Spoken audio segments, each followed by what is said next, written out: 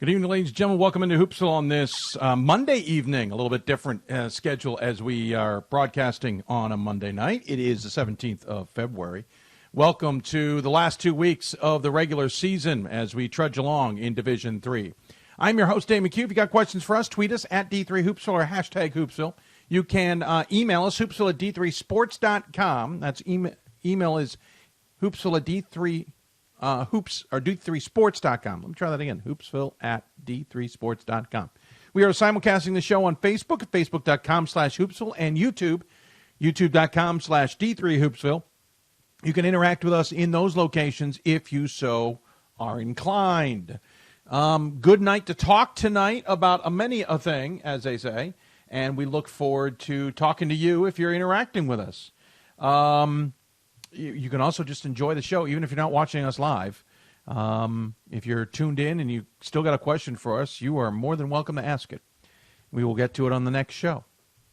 Sometimes we even reply right away. Our campaign continues. Our fundraising campaign continues. We are now up to over $2,600. The goal was to get to $5,000 or more by tonight, so that our next goal was a little bit more achievable. We shall see. The campaign runs through the end of the month, or really March 1st, the end of our broadcasting on March 1st, maybe March 2nd, depending on how much energy I've got to take care of everything. But that's when it's going to wrap up, but we're going to change the goal as of tonight. So either we're closer to the goal and achieve tonight's and thus closer to the next one, or we're going to be further away, and that's how that works. So we have a tweet that is pinned. We have, let's see, Facebook, it's pinned. We will the show page is updated. It will update. I think it's okay on the D3 Hoops page. I'll actually check that tonight. Make sure it's working there. I found out there was a glitch with the last one. That's why I do have to update the information on the main page as to our total. But yeah, it's working there. Just checked it. Working just fine there. So the main page, everywhere you can get it except for some old pages right now, it's working fine, and we hope you'll consider donating to the cause. It helps us stay on the air. It helps us moving into the future for future years. It will especially help us go to Atlanta. We will make a decision on whether we go to Atlanta based on how this campaign goes.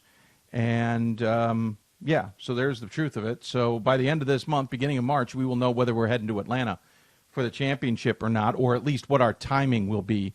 Maybe we can do a short trip in Atlanta. I'm not really sure, but that's all based on the campaign at this point. So there you go. If you got questions, again, tweet us, email us, interact with us, however you want to get to it. We do have an email that came in earlier today. We're going to have to get to it later in the show, to be honest. It's not one of those that we will be hitting early. Jay had an email regarding yeshiva, and we will get to that later. Let's talk about the guests that will be on tonight's show, because that will kind of give you a reason why we'll be moving up or moving that topic to the end. Coming up shortly, we'll be talking to Benedictine women's basketball coach Charlie Avercamp.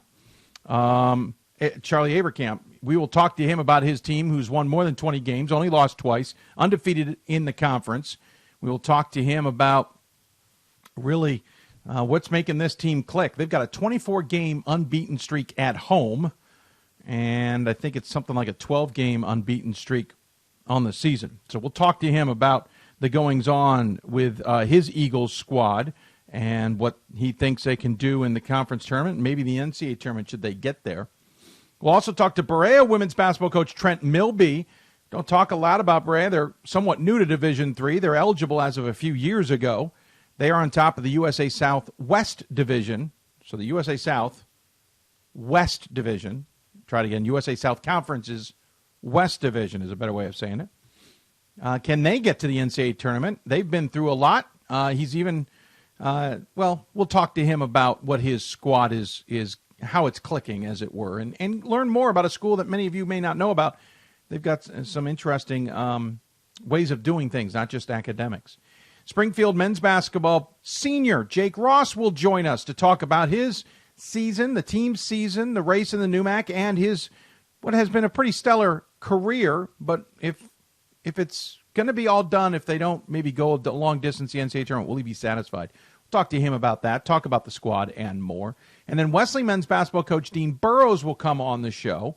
We'll talk about the AEC race, but also we'll see if he'd be willing to at least give us some insight on what's going on at Wesley as we continue to hear about the financial troubles of many schools, Wesley one in particular.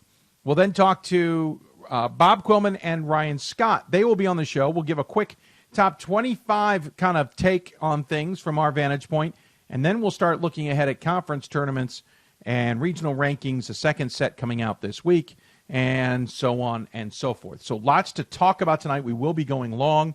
We're looking at going about 2.5 hours tonight versus what we usually look to go for 2 hours and go a little longer. We'll go 2.5 tonight for sure. So there you go. Lots of results to talk about, and I just realized I didn't bring my results with me, so bear with me as I bring them up. Again, it was one of those weekends or weeks where the middle of the week, as we mentioned, would be, ended up quiet, and we're like, okay, no shock there, right? And then everything else was a little bit crazier. I just realized something, so I'm gonna stall a little bit here. So the weekend once again resulted in insanity. I don't know how much more to describe it. We tend to get these where the middle of the week is quiet and the weekend is not. I don't know if we've had a weekend where it hasn't been a little bit on the crazy side, to say the least. Let's take a look at the women's top 25. Really, interestingly enough, the top 17 held firm. But it was after that things went crazy. George Fox would love to get the weekend back. Number 7, Whitman beat them to start the weekend 70-53, and then they lost to Whitworth 75-69. So the Wits beat George Fox. They're now 17-6. The new women's top 25 not out yet, but I'm going to be pretty surprised if George Fox is in it. And this is a George Fox team I saw in Las Vegas that I thought was incredible. They have just not been able to play that way since. St. Thomas lost to Bethel. We mentioned that back on Thursday's show, how big of a result that was.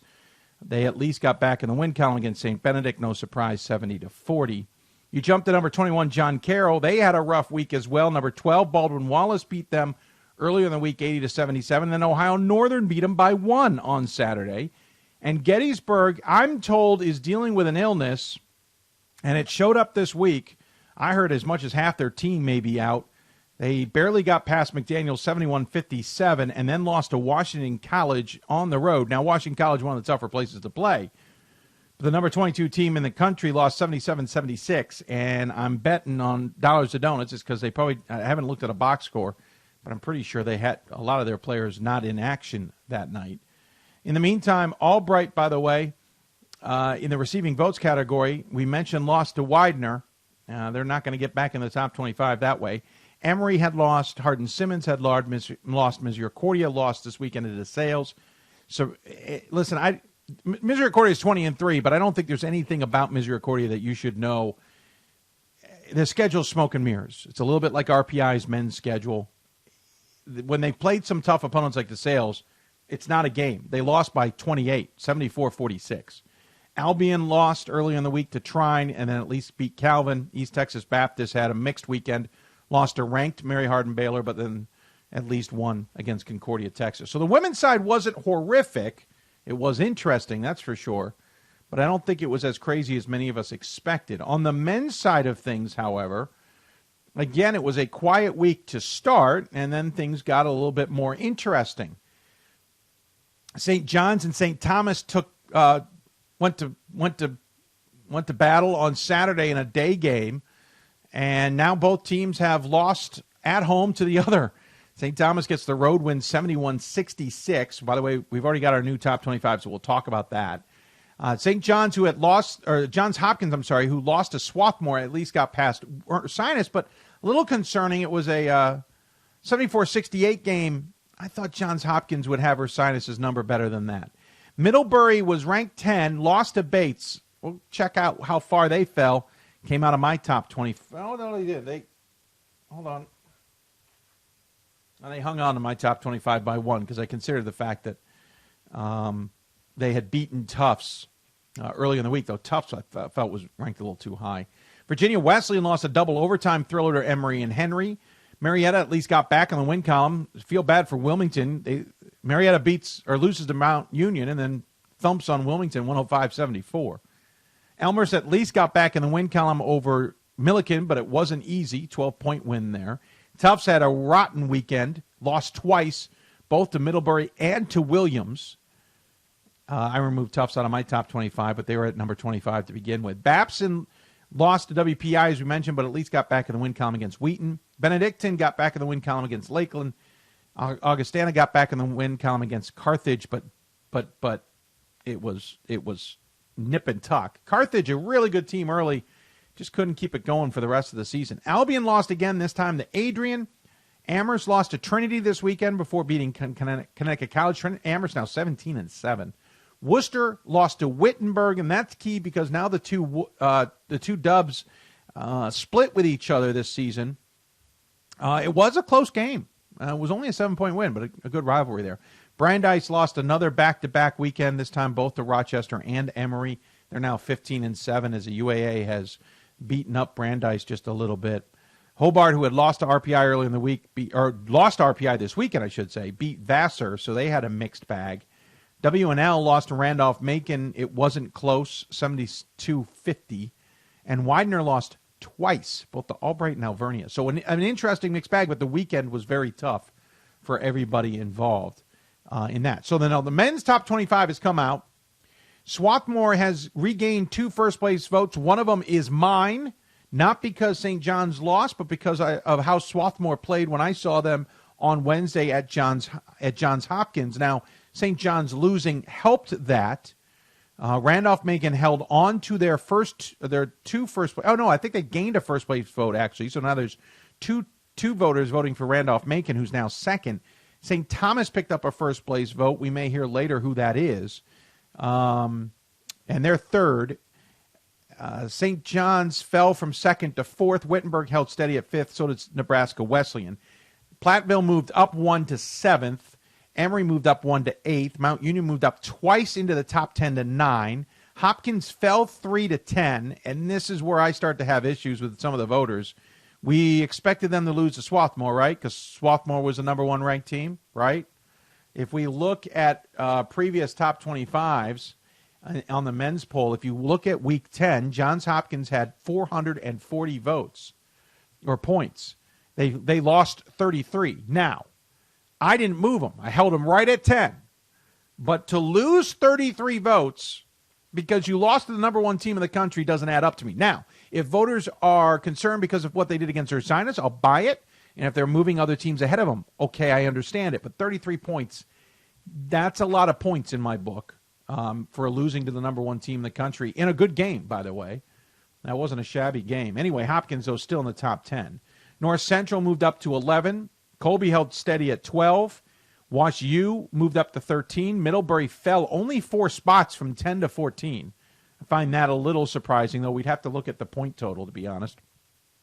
Springfield moved up 5 spots to 15. Marietta fell 1 to 16. Yeshiva moved up 4 to 17. Virginia Wesleyan fell 5 to 18. St. Joe's moved up 3 to 19. St. Norbert moved up 3 to 20. WPI re-enters the ballot or at the poll at 21. Babson falls 3. Honestly, probably should be out at this point. They are not the same team without Oftring, and he doesn't look like he's coming back. But Babson now 22nd. Elmhurst is 23rd, falling 6 spots. I took him out of my poll. They have, what is it? They have only won 2 of their last 5 games. La Crosse entered the poll at 24, and Brockport entered at 25. Benedictine and Augustana fell out. Whitworth was 8 points away from getting into the top 25. Tufts lost a ton of points. There's a big gap between Whitworth and Tufts. And then there's a bunch of teams getting votes, but that number is starting to shrink significantly. So an interesting top 25, to say the least.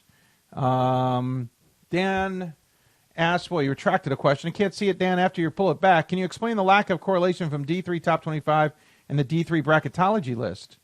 Well, Dan, that's very simple. The bracketology, I assume you're talking about D3 bubble. They're using NCAA criteria. The NCAA criteria and the top 25 are 2 very different topics. The top 25 is voters using whatever measurement they want to use to determine who the top 25 programs are in the country.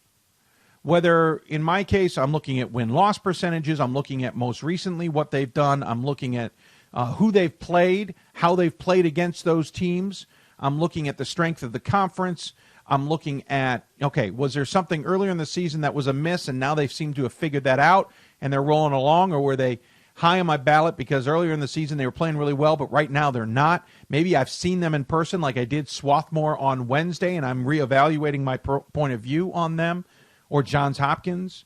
Name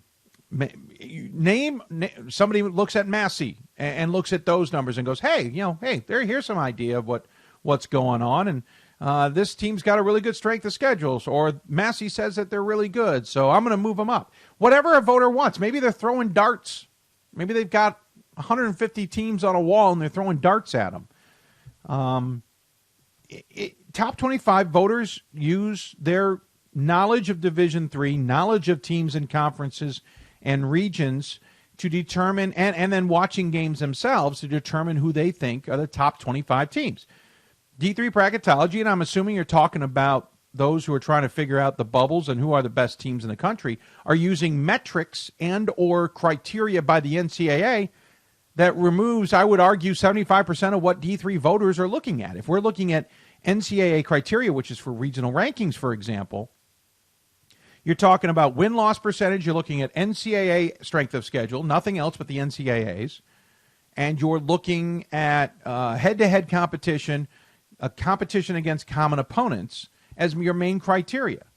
And bracketology, or at least what Matt Snyder does, for example, on his stuff with his metrics, are just using hard and fast data points. They're not using eye test, either is the NCAA. They're not using any other factors that a voter in a top 25 is going to consider. And thus, yes. I mean, it's the same in the D1 conversation. The NCAA net in Division I does not line up with the top 25 of any poll. And that's not to be surprised. The top 25 is not saying, here are the top 25 teams who will make the NCAA tournament. They're not.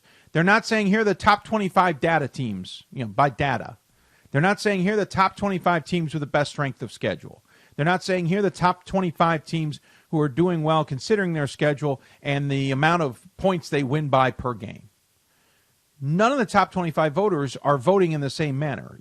That's why Bob coming on and Ryan coming on and myself, we get different answers because we evaluate those teams differently. We see things in those teams differently from our own individual perspectives. There's 25 individual voters out there on the men's and the women's side. There's only one voter who does both, who give their perspectives on things versus hard and fast data. So you're always going to get a difference in those things. And the bracketology guys are looking at NCAA criteria. They are looking at what that criteria only by the NCAA that results in regional rankings. And of course, you're going to see differences. Here's another one that's a factor. I'm looking at a D3 team that didn't play all against D3 opponents, but I'm looking at other opponents they played with. I may factor in those results in my decision on whether I think they're a top 25 team. Those results are not factored in when it comes to primary criteria for the NCAA rankings.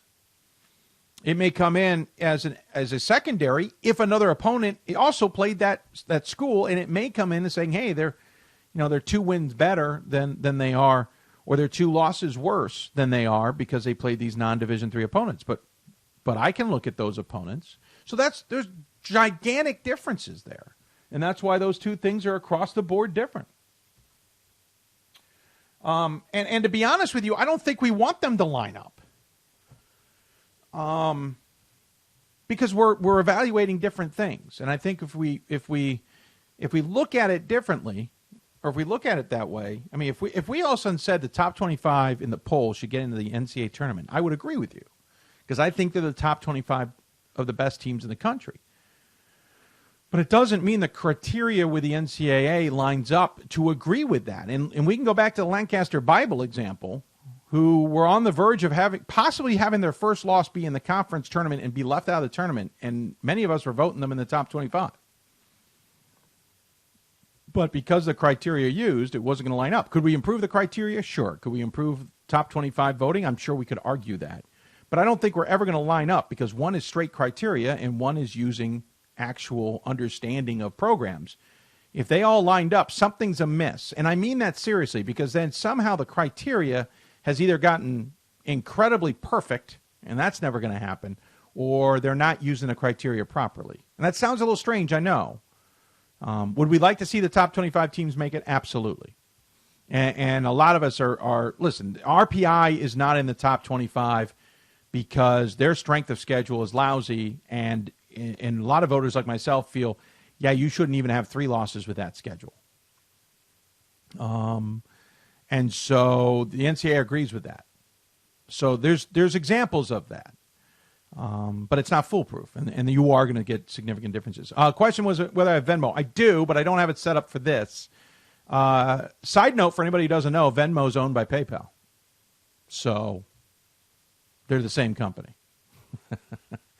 There's probably some millennials blowing their minds with that information if they didn't understand that. But Venmo is owned by PayPal. So I've debated about setting it up. Maybe we'll see after we set this new goal. I'll research the Venmo side of things and see if maybe we can start something there too. But right now we're set up on PayPal, and that's the only one we're set up on currently. So there you go. There's my answer. I think that's it for now. We're going to take a break. When we come back, we'll get going into our broadcast. Jay Zuckerman, I know you asked a question regarding yeshiva. I want to wait for the guys later in the show to ask that question, too, if you don't mind. I don't know if you're tuned in or not, but I hope you don't mind. Ask Quillman how many WIAC teams are rated. Does not pass the eye test. I've seen 20-plus games. Dan, I'm not following the question. How many that are ranked in the top 25 don't pass the eye test? There's just 2 in the top 25, Platteville and La Crosse. Are you talking ranked in the NCAA that aren't passing the eye test? Well, of course they aren't, because the eye test isn't part of the NCAA ranking. So I'm not following what you're asking specifically. I've seen a lot of games myself online. I'm only voting for one WIAC team, if that gives you any idea of how I feel about it. All right, going to take a break. When we come back, we'll start talking to guests. Just keep sending your questions in. We'll try and sneak in answers along the way. Charlie Avercamp will join us to talk about his Benedictine women's squad, who is on a roll, to say the least. You're listening to Hoopsville, presented by D3Hoops.com from the WBCA NABC Studios. More Hoopsville when we come back.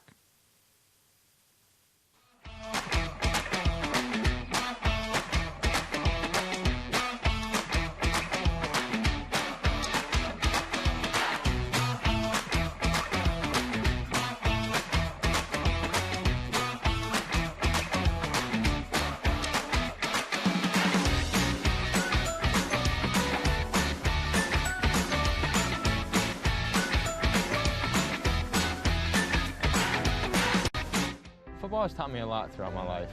It's definitely had a huge imprint on who I am as a person. Competing at a Division III level created that opportunity for me to go to college. Not only was I the first one in my family to graduate college, but I was really the first one to even go. Being the first one, I'm breaking that cycle, and now that I've graduated, I'm not sure what's the next step, but I know I have a lot of doors open. And a lot of those are open because I played football and ran track here at Otterbein. College basketball lives in Kansas City at the College Basketball Experience at Sprint Center. The College Basketball Experience is the place to get your game on. It's not a museum, it's an experience you won't forget. Discover the history of the game in the National Collegiate Basketball Hall of Fame, featuring the Gallery of Honor, Mentor's Circle, and Honor Theater. Suit up in the latest CBE logoed Nike gear at the CBE Hoop Shop. Elevate your game today and visit the house that college basketball built. For the love of the game. But for those of us who are Division III student athletes, it's more than that, a lot more. Sure, the game is important, but as we work so hard to build both mind and body, it's more about team. That is why NCAA Division III teamed up with Special Olympics, and in giving the gift of sport to those for whom it seemed an impossible dream, we are working to make this a better world. Help us keep that dream alive. You can make a difference.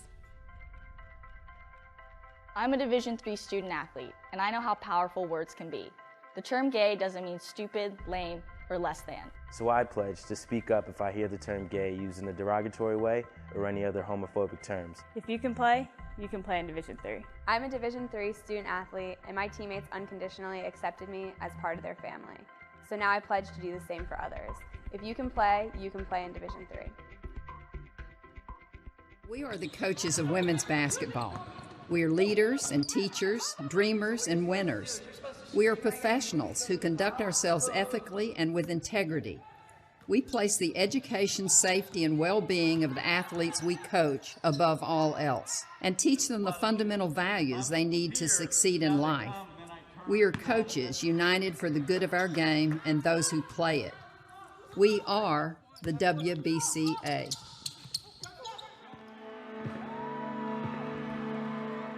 Great moments are born from great opportunity. That's what you have here tonight. That's what you've earned here tonight. This is your time. Now go out there and take it.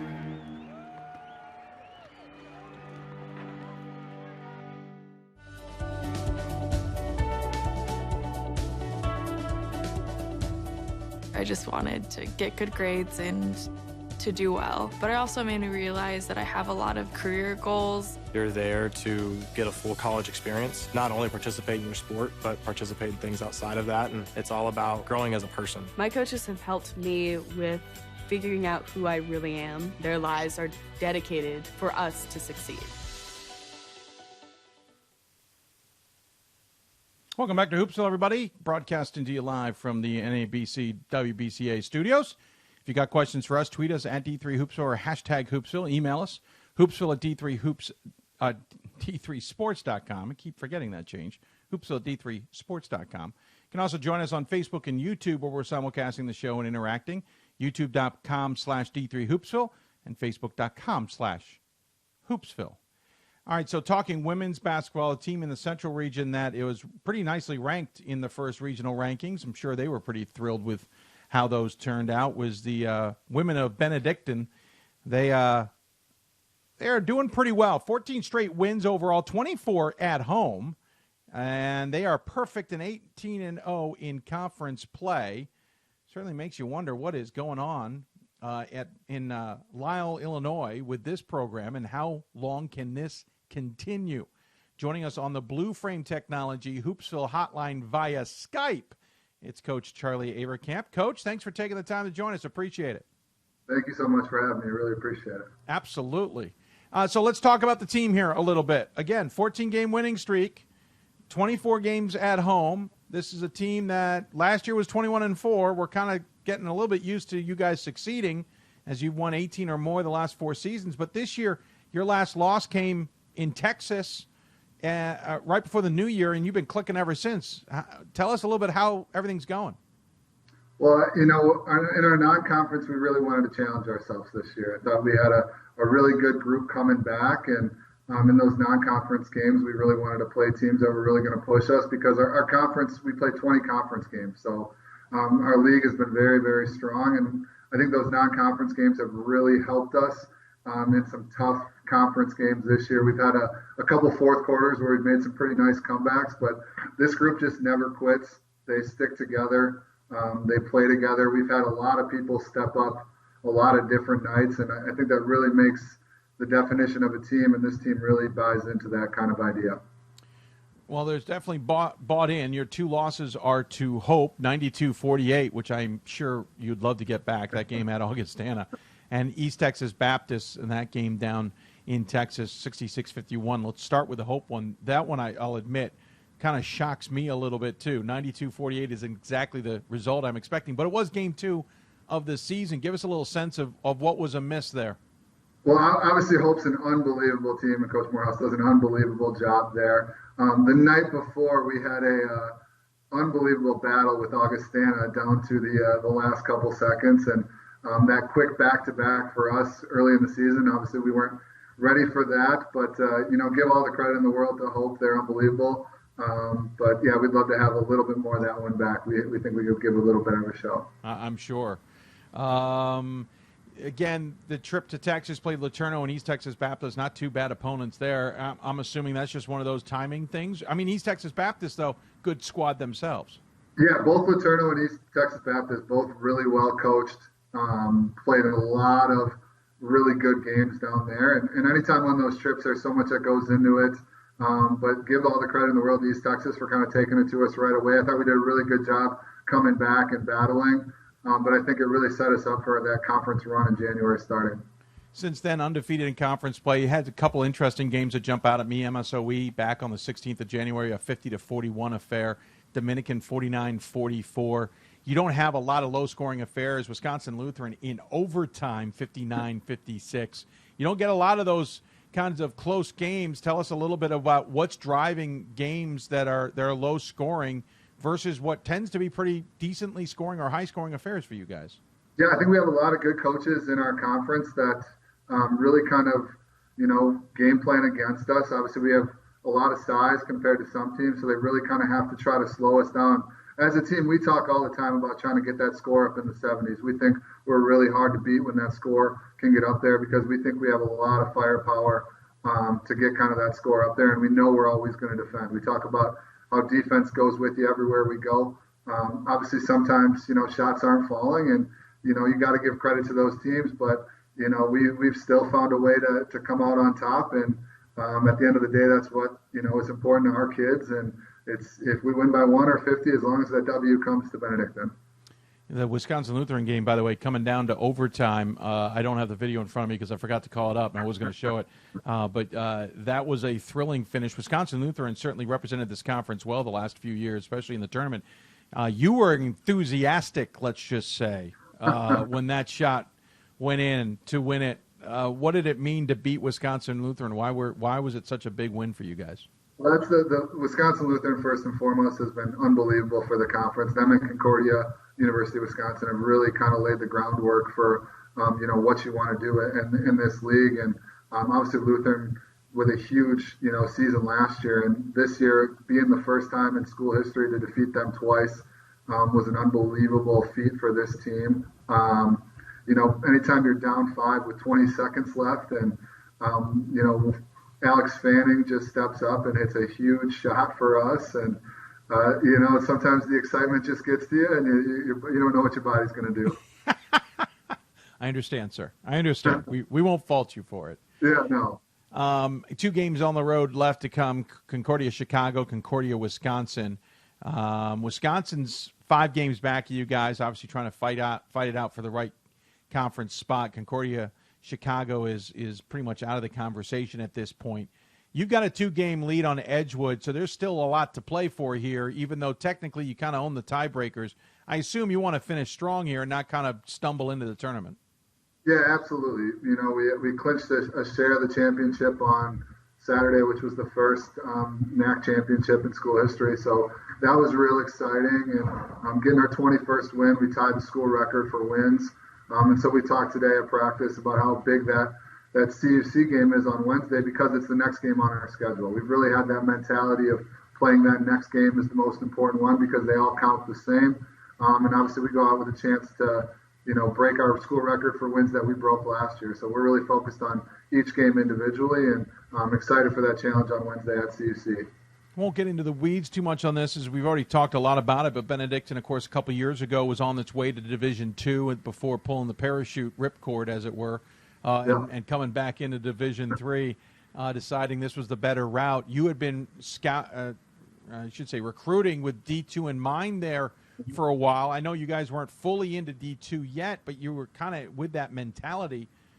How much of it was a tough change, just change gears, as it were, and how much did you have to kind of convince players that this was the right place to stay anyway? Well, luckily for none of the kids we have with this group, it was the idea that this possibly could happen. The ones would really be that kind of 3 weeks in July when we were, once we did finally get accepted, but that would be this year's freshman class, and that was kind of by the wayside by the end of it. There wasn't a whole lot because these kids were really bought into Benedictine, really bought into the program, and have really thrived in the program, so I couldn't be more proud of them. Certainly, obviously, you're bringing in players that there were no scholarships necessarily, but as you said, there was this idea that, hey, we may go D2 or we are going D2. This is an opportunity for you. Was there any hard feelings, or was it, okay, whatever, it's the same for us as it has been? Yeah, it was kind of like that. It was kind of at first, they like, okay, what's going on or what are we doing? But then it was kind of just business as usual. The group I feel really bad for with that whole thing was last year's seniors not getting the chance to play in that conference tournament. Because those kids, 4 years, and they've really set the groundwork for our program. Deja Williams, Casey Williams, Benita Drain, they stuck with us throughout, and they graduated last year, like I said, with 21 wins, so they went out really, really well, and couldn't be more proud of them. And obviously this group lost a chance at a tournament opportunity last year, so we talked about how every game is so important, and credit to our kids, they've just really bought into that and have done really well. Yeah, we should point out again, 21-4, the perfect 25 games, meaning no conference tournament. It was a let's call it a concession for coming back into Division III, as it were, in the conference. A little bit about your team. Allison Michalski, did I say that correctly? Michalski. It is Chalski. Okay. 16 points a game, 5.5 rebounds a game. Alex Fanning, as you already talked about, 13 points a game, 12 rebounds a game for that double-double. She's also one of the top assist individuals on the team. Brittany Pitzer comes in at 10 points a game. Claire Gibler will call her double figures at 9.7. She also has, not the team high, Perot. Hannah Perot has the team high in assist. But tell me about that kind of core group there, not only the points, but the rebounds and assist numbers. Obviously, it starts with Fanning. Yeah, I mean, Alex is kind of the anchor inside for us. She does a really good job offensively and defensively of kind of being someone that we can count on. She's one of the best passers that we've ever seen, kind of for her size. She sees the floor. She's a really willing passer. Defensively, obviously, leading the conference and rebounding and, nationally ranked with that. And obviously blocks a lot of shots for us. So she really helps us on that defensive end. And then you look at Allison, our leading scorer. She is a matchup nightmare in our league. She's one of the most athletic kids on the court at all times. Left-handed, can score at all three levels. Just someone who has that kind of scoring mentality, which really kind of feeds off of Alex's willingness to be such a good passer. And they've really kind of gelled together this kind of second year playing with each other, kind of knowing where each other is, knowing who's getting hot, and they really buy into. They don't really care who scores as long as we score and as long as our team scores. And then obviously on the wing with Claire Gibler and Brittany Pitzer, they've really come into their own as sophomores. They've been able to shoot the basketball at a very high percentage. I know Brittany's, top 10 nationally in three-point percentage. Claire's right there, and Claire's just improved everything that she's done on the defensive end, and is really, I think she's second on our team in block shots. And last but not least, kind of Hannah Pyro just leading the show. I mean, she does a good job, pushes the basketball at all times. She's our best perimeter defender. She always has to guard the other team's best players. And obviously being a point guard, she has to deal with me the most, of me just getting on her when everyone else screws up, because it's always her fault. And she's really bought into that. She's really bought into that role. And that group has really kind of led us. And then off the bench, Ashley Brown as a senior has been unbelievable and give us a lot of lift. Reggie Much coming in as a junior had a lot of big minutes, and Lisa Diorio has really come in as a junior. And kids just buying in the program year after year has really been huge for us, and kind of establishing ourselves as a program that has been successful. We should point out, too, this is a young team. You mentioned seniors. There's two of them, but everybody we've talked about otherwise are sophomores, except for Michalski, who's a junior. This is a team that's going to be reloaded for next year and is going to be in tremendous shape for the year after that. That's got to feel pretty good as a coach when you're heading out into the recruiting trail, that, A, you got some really good pieces, but those pieces can help you bring in better pieces. Yeah, and obviously, kids want to see kids that want to play with each other. And we're obviously trying to build something here that, is something sustainable. I think that's any coach's dream when they start a program, is they don't want to be a flash in the pan. They want to create something that is sustainable. And Benedictine is a great place to look at. The men's side coach Bunkenberg's been here for a long time and really set the bar for what you can do here basketball-wise. And, what just an unbelievable person to be able to pick his brain and get to learn from and grow. But yeah, we're looking for pieces that want to be coached, to be successful, and to be challenged. Real quick, was Wisconsin Lutheran's been tough to gauge how good they are because of the conference, and the conference schedule leaves not great amount of games you can play out of conference. So I guess you're sitting third in the regional rankings. The next set will come out with obviously more data to grab from. How good are you guys? How dangerous could you be in the NCAA tournament? Well, I think you look at the last couple of years, Wisconsin Lutheran goes up and beats Wesleyan in the first round of the NCAA tournament last year, and there was talks of them being 24-1 and not getting in. And from us in our league, that was a complete joke because they're definitely one of the best teams in the region by far. You look at teams this year. Lutheran goes out, beats DePaul. CUW loses on a buzzer beater to Whitewater. And I think that we've set ourselves up and really challenged ourselves with East Texas being very good, Laterno really good. We played Augustana and North Central out of the always tough CCIW, and they're giving everyone games in that conference. So I love our team. I love our chances. They're just an unbelievable group, and they deserve it. They work their butts off, and I think we have size. I think we have perimeter shooting, and I think we have depth, and I think those are all good things that will translate to late February basketball. Sure. Now, it's fascinating to see, again, 14-game winning streak, but more importantly, home's important, 24-game winning streak there. You obviously have 2 more on the road here, but things then come through your neck of the woods in Lisle and a chance to control things in the conference.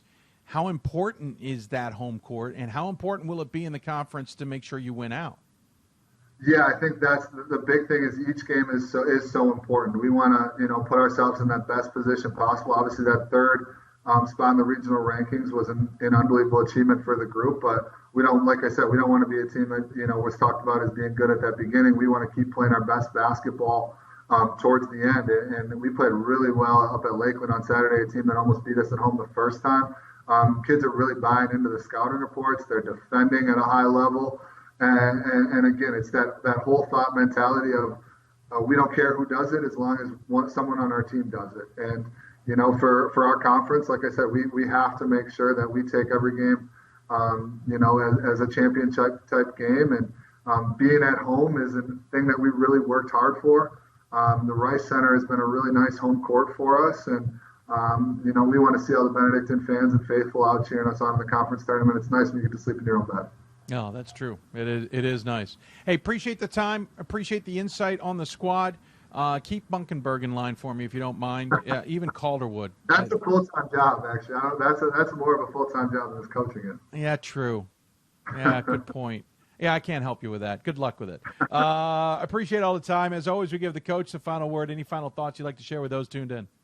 I just want to say thank you for all you do for Division III. I think it's just an unbelievable platform that you give players and coaches and everything, and so we couldn't do that without you. And then just thank you to Benedictine for the opportunity, and all of our team and our fans and our parents. And I just have an unbelievable group of assistant coaches that get to work with every day that really believe in our team and in our program. So I'm a lucky guy in a lucky place. You are, sir. It's a great place, and we're glad you guys are still in Division III. Glad to see the program doing so well. Good luck the rest of the way. Look forward to talking about the Eagles down the road. Thank you. He is Charlie Avercamp joining us. I probably just botched the name, overthinking it. Anyway, 21-2, 18-0 in conference play. 2 more conference games in conference tournament. We'll see where they are regionally ranked this week. I'm really curious. I think they're going to have a results versus regionally ranked that's going to kind of keep them in that third spot, but we'll see. Lots of data changes week to week. I'll be fascinated to see where they sit after, on Wednesday. We'll take another break. When we come back, we will keep with the women's topic. We will jump into Kentucky. You didn't know there was another Kentucky team in Division III, did you? Berea joins us. Trent Milby talks about his squad and what they're doing in the USA South. You listen to Hoopsville, presented by D3Hoops.com from the WBCA NABC Studios. More Hoopsville after this.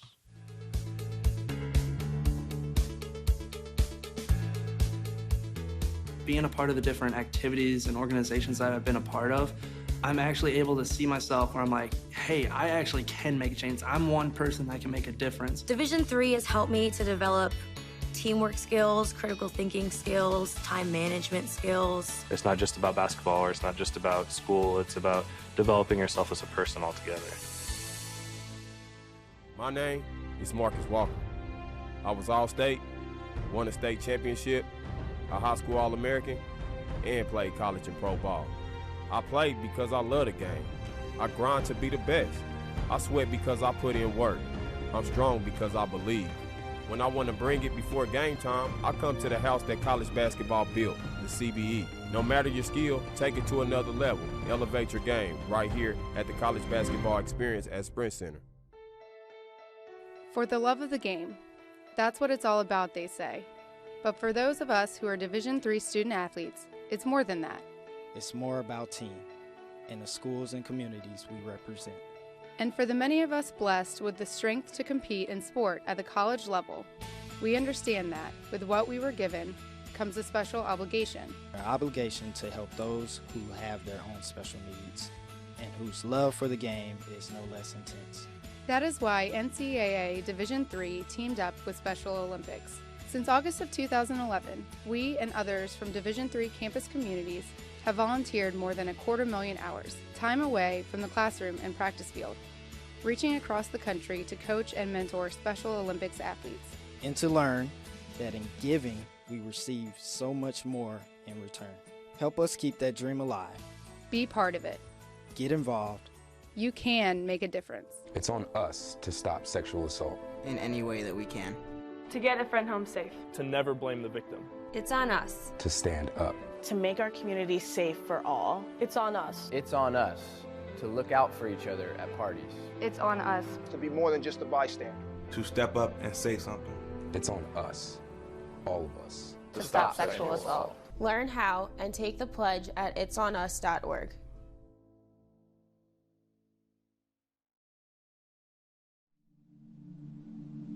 I used to never really talk. Ever. I was scared and shy. It was hard to look at people's faces. I was afraid if I said something wrong, everyone would laugh at me.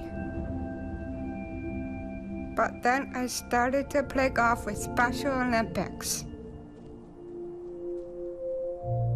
I made friends and won lots of gold medals. But I learned more than just playing golf.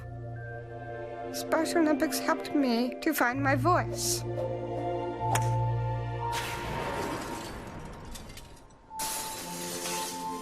And now everyone else is speechless.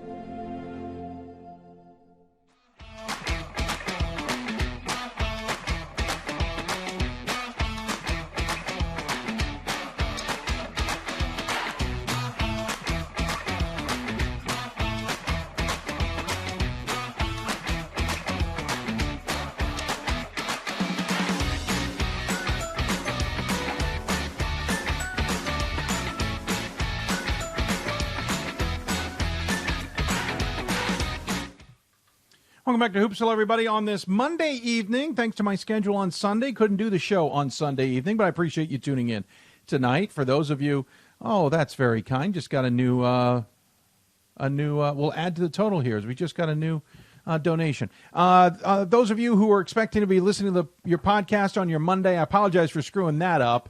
I know there's some of you who do that on your way to work. At least it was a holiday, so maybe we didn't screw up things too much, so you can enjoy it on Tuesday ahead of the regional rankings, which will come out on Wednesday. We're still waiting for the women's top 25. Hasn't been updated as of yet. Sometimes it gets a little bit delayed for multiple reasons. But the men's new top 25 is out. We've talked a little bit about that. Still ahead, we'll talk some men's basketball with senior Jake Ross at Springfield. And we'll also talk to Wesley men's basketball coach Dean Burrows, and then Ryan Scott and Bob Quillman will join me. We'll talk about that top 25, but then we'll also start looking ahead at conference tournaments and who may be in jeopardy of not making the NCAA tournament.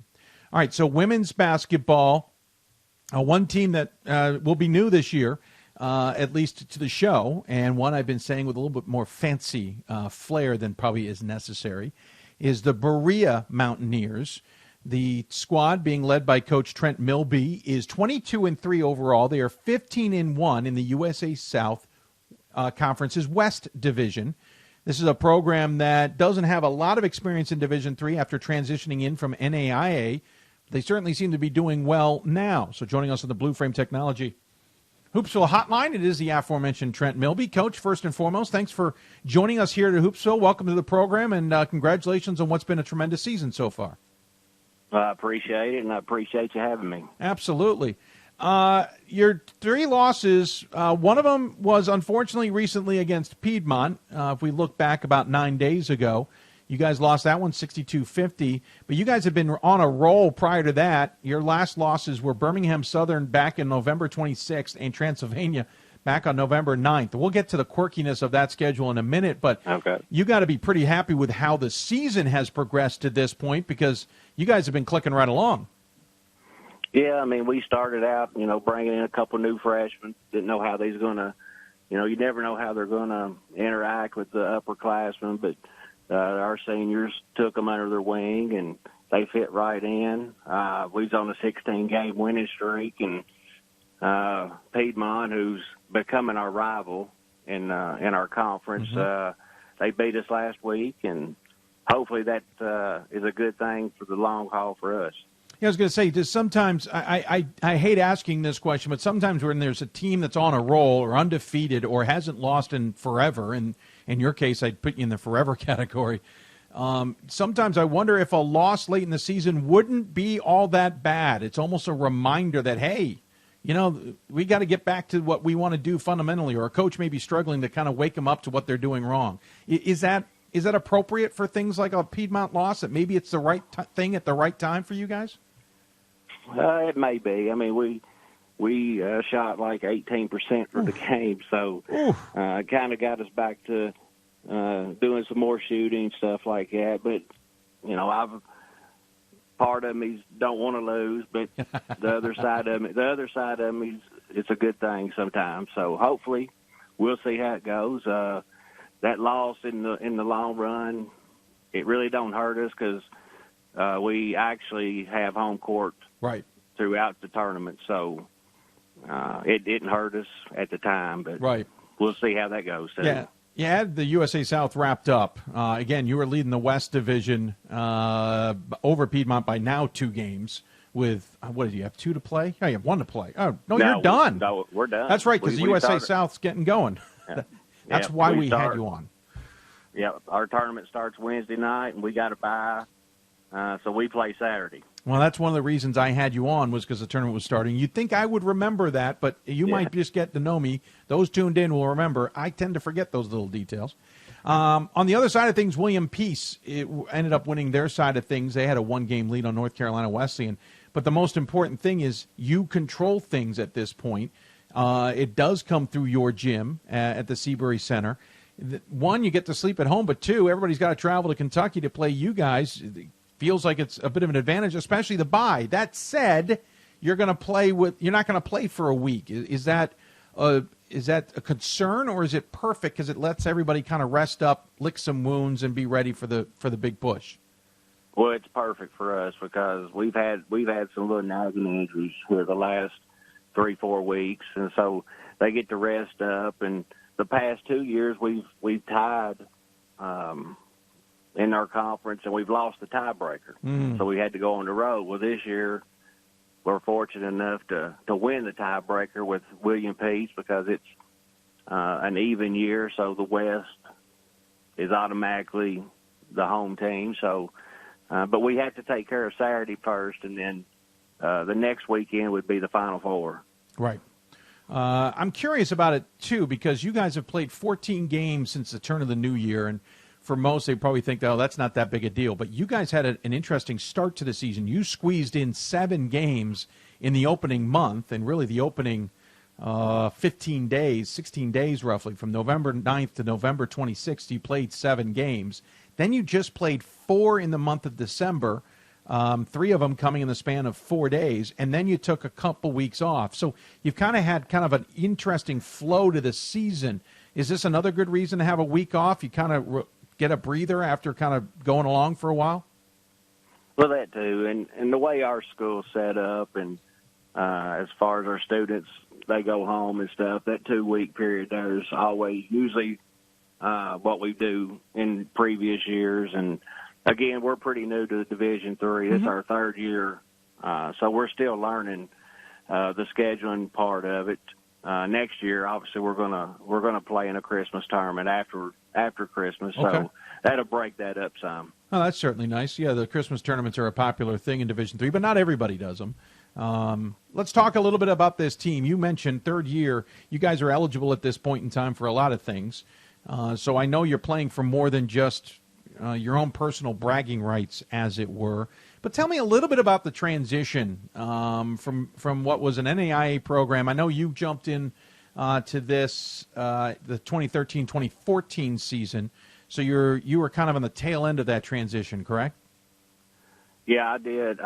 My first year at Berea, we were still NAIA, and then my second year we started the transition, which we had to have 3 years, in that phase.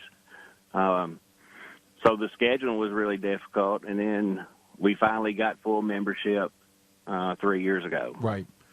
So what was it? You came from high school as well. You were a really good high school coach, 208 wins in Marion County, doing well there. What drew you to Berea, and did you know when you came that they would be leaving the NAIA, or did that happen after you came on board? No, during the interview period, they told me that they were going to transition to the NCAA Division III. So that kind of piqued my interest a little bit. Oh, okay.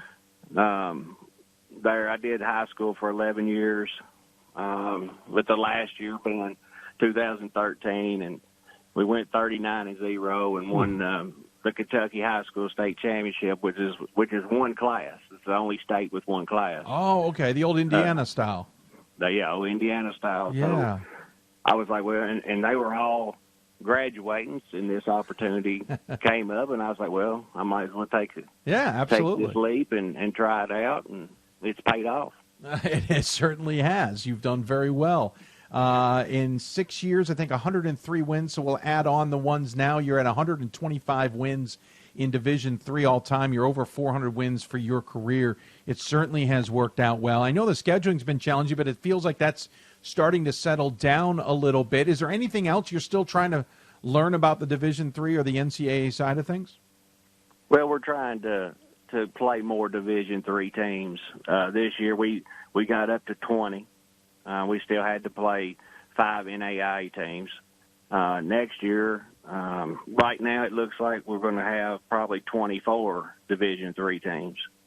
So obviously that'll help us in the regional rankings and stuff like that. So the scheduling parts, it's been kind of, as far as travel goes, just trying to find local teams. And there's a lot of Division III teams in Indiana and Ohio, so you're a little closer than Georgia and North Carolina. Yeah, you're in a weird little kind of hole in Division III where you're surrounded technically in the map by a lot of Division IIIs, but they're not necessarily nearby. Now, there's Center in Tennessee, certainly.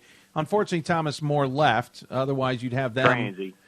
You do have you have Transylvania obviously nearby as well. So there's a few, but there's not a ton. And so, as you point out, there's some travel involved. The other thing, too, is, and I'm told by your SID, you had to adjust to this as a high school coach coming into college, but it's something I had never heard of. We're used to the players having, high academic demands, as most Division III schools have. But your players have more than that going on. They all have jobs, and that's mandated, correct? Yes, every student that attends Berea College has a job. They're required to work at least 10 hours a week, which is, roughly 2 hours a day. The jobs aren't real strenuous. I mean, you got dining services. You could be a teacher assistant. You could work in athletics. You could work at the Seabury Center. We also have a farm. I don't know anybody that works on the farm, but there are students that do. Okay. So, what's the premise behind it? What's the idea? I have a theory, but I want to hear your side of it first. It's just more of a work study. I mean, it's just Okay. how Berea has always done since, as long as they've been 1865 or something like that. But and they get a little paycheck too, so Sure. it's a little spending money for them. So it's a little bit of right. You get some spending money. It obviously gives them some work experience. That was kind of my angle on it. Yes. I've always said Yes. that schools, especially those who are trying to do web streaming, should work with the schools to make it a job for student athletes or students in general, because it makes a great work experience. We want to prepare them for the work world, right? Yes, it's also good for the resume. Exactly, absolutely adds to that. But you're also saying there's a bit of a work study side of it too. So there's an element of it of also helping them pay for their education. Is that fair of saying as well? Well, yeah, that and Berea College is a no tuition.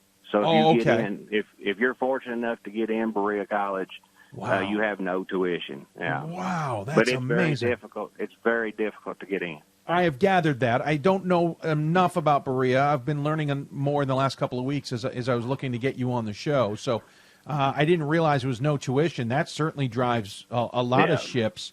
But from your vantage point, how do you schedule? Not games, I mean practices, because not only you have to work around the academic schedule, but now you got to work around everybody's work schedule. People make fun of me a lot at this. My first couple years, we had trouble keeping kids eligible. So as the years went on, I decided we're going to practice a little less than I did at the start. So, obviously at the first, October 15th for, up to the first game, we're usually at 2 hours a day, 5 days a week.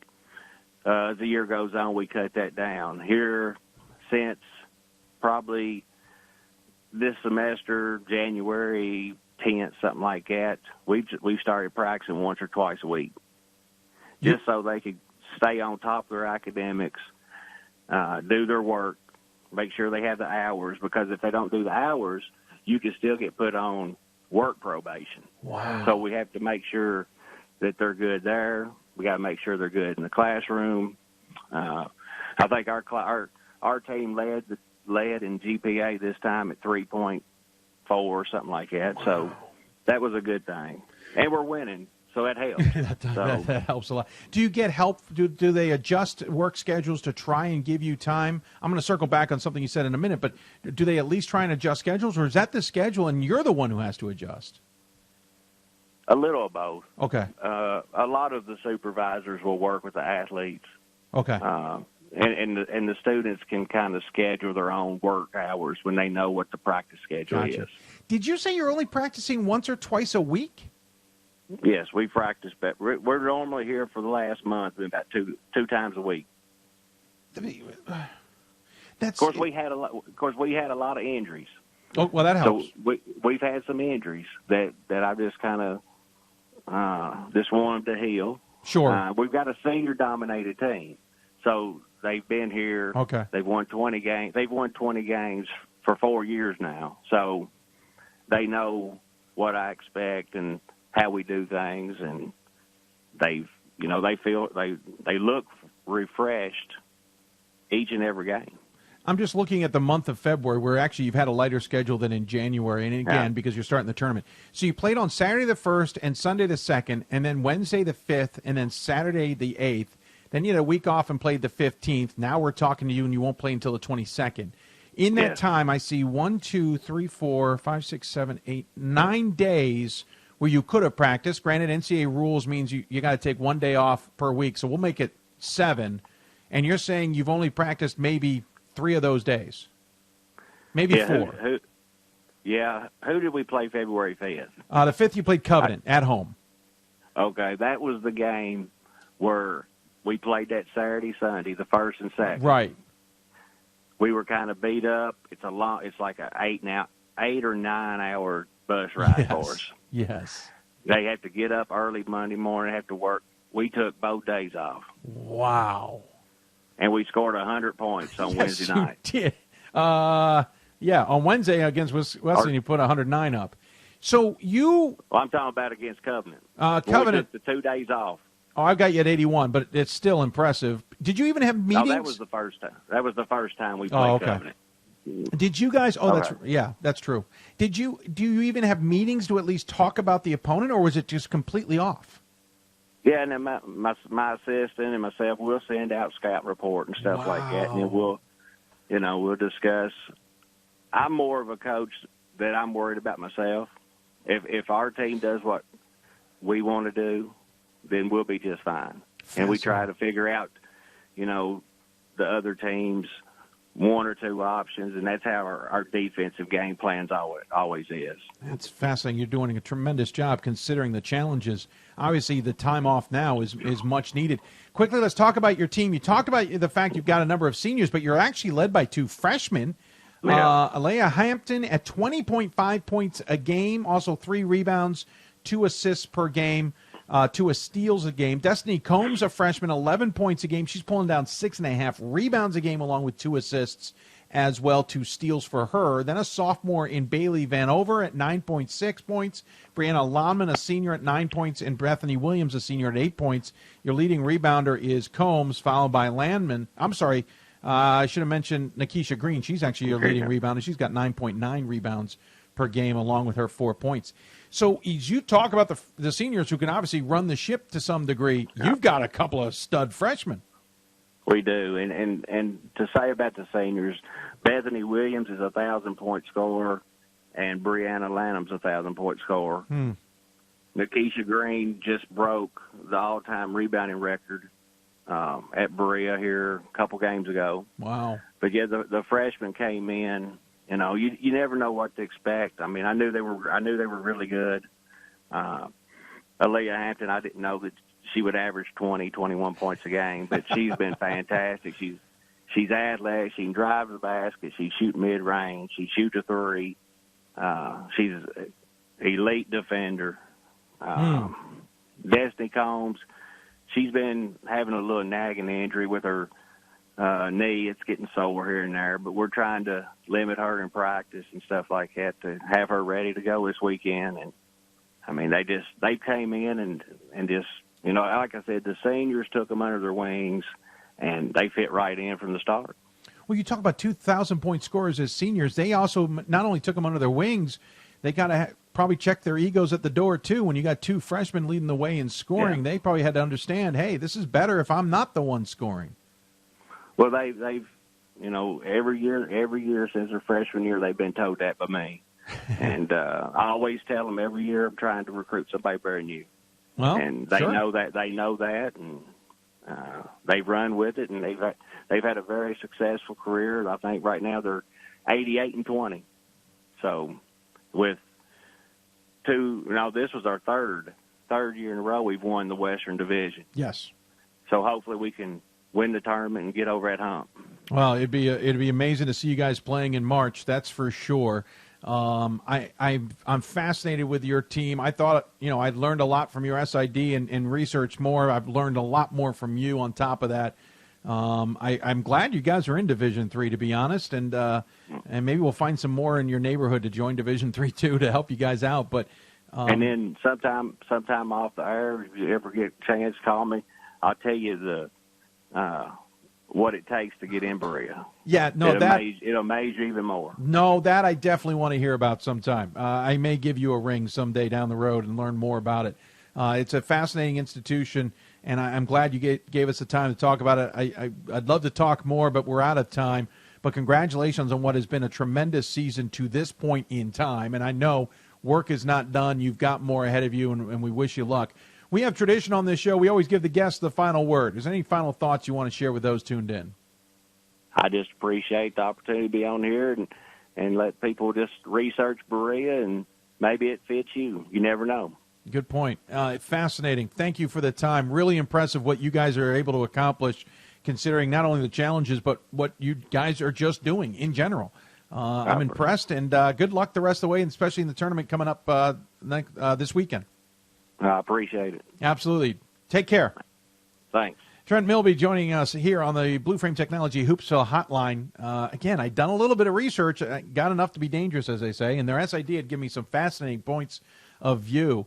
I either missed the no tuition part completely. I may have missed it because I was so fascinated in the jobs aspect, and I'm glad Coach Milby gave us an insight on all of that. But again, they've only lost one game since the end of November.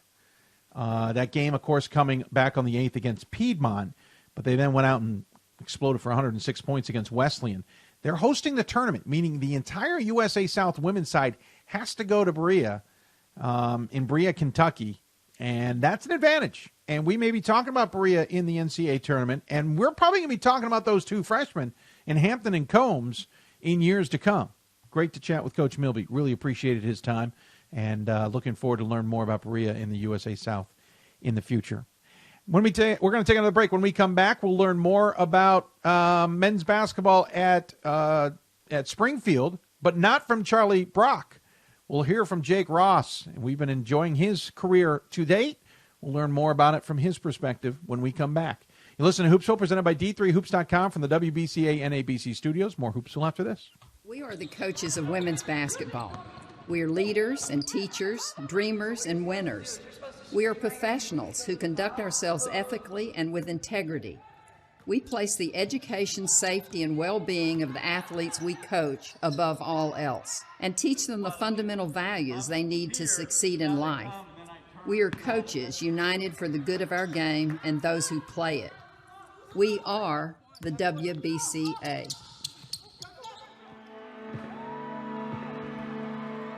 Great moments are born from great opportunity. That's what you have here tonight. That's what you've earned here tonight. This is your time. Now go out there and take it.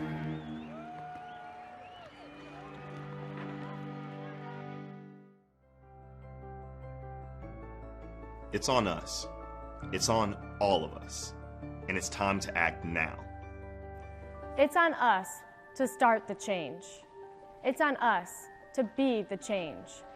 It's on us. It's on Division III. It's on all of us to stop sexual assault.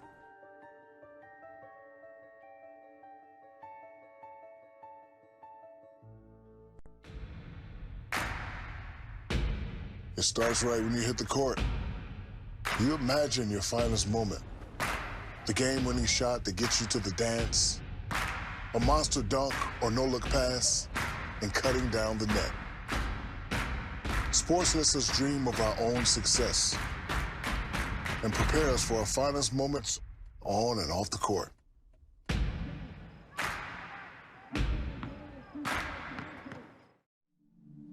I used to never really talk. Ever. I was afraid if I said something wrong, everyone would laugh at me. But then I started to play golf with Special Olympics. It helped me to find my voice. And now everyone else is speechless.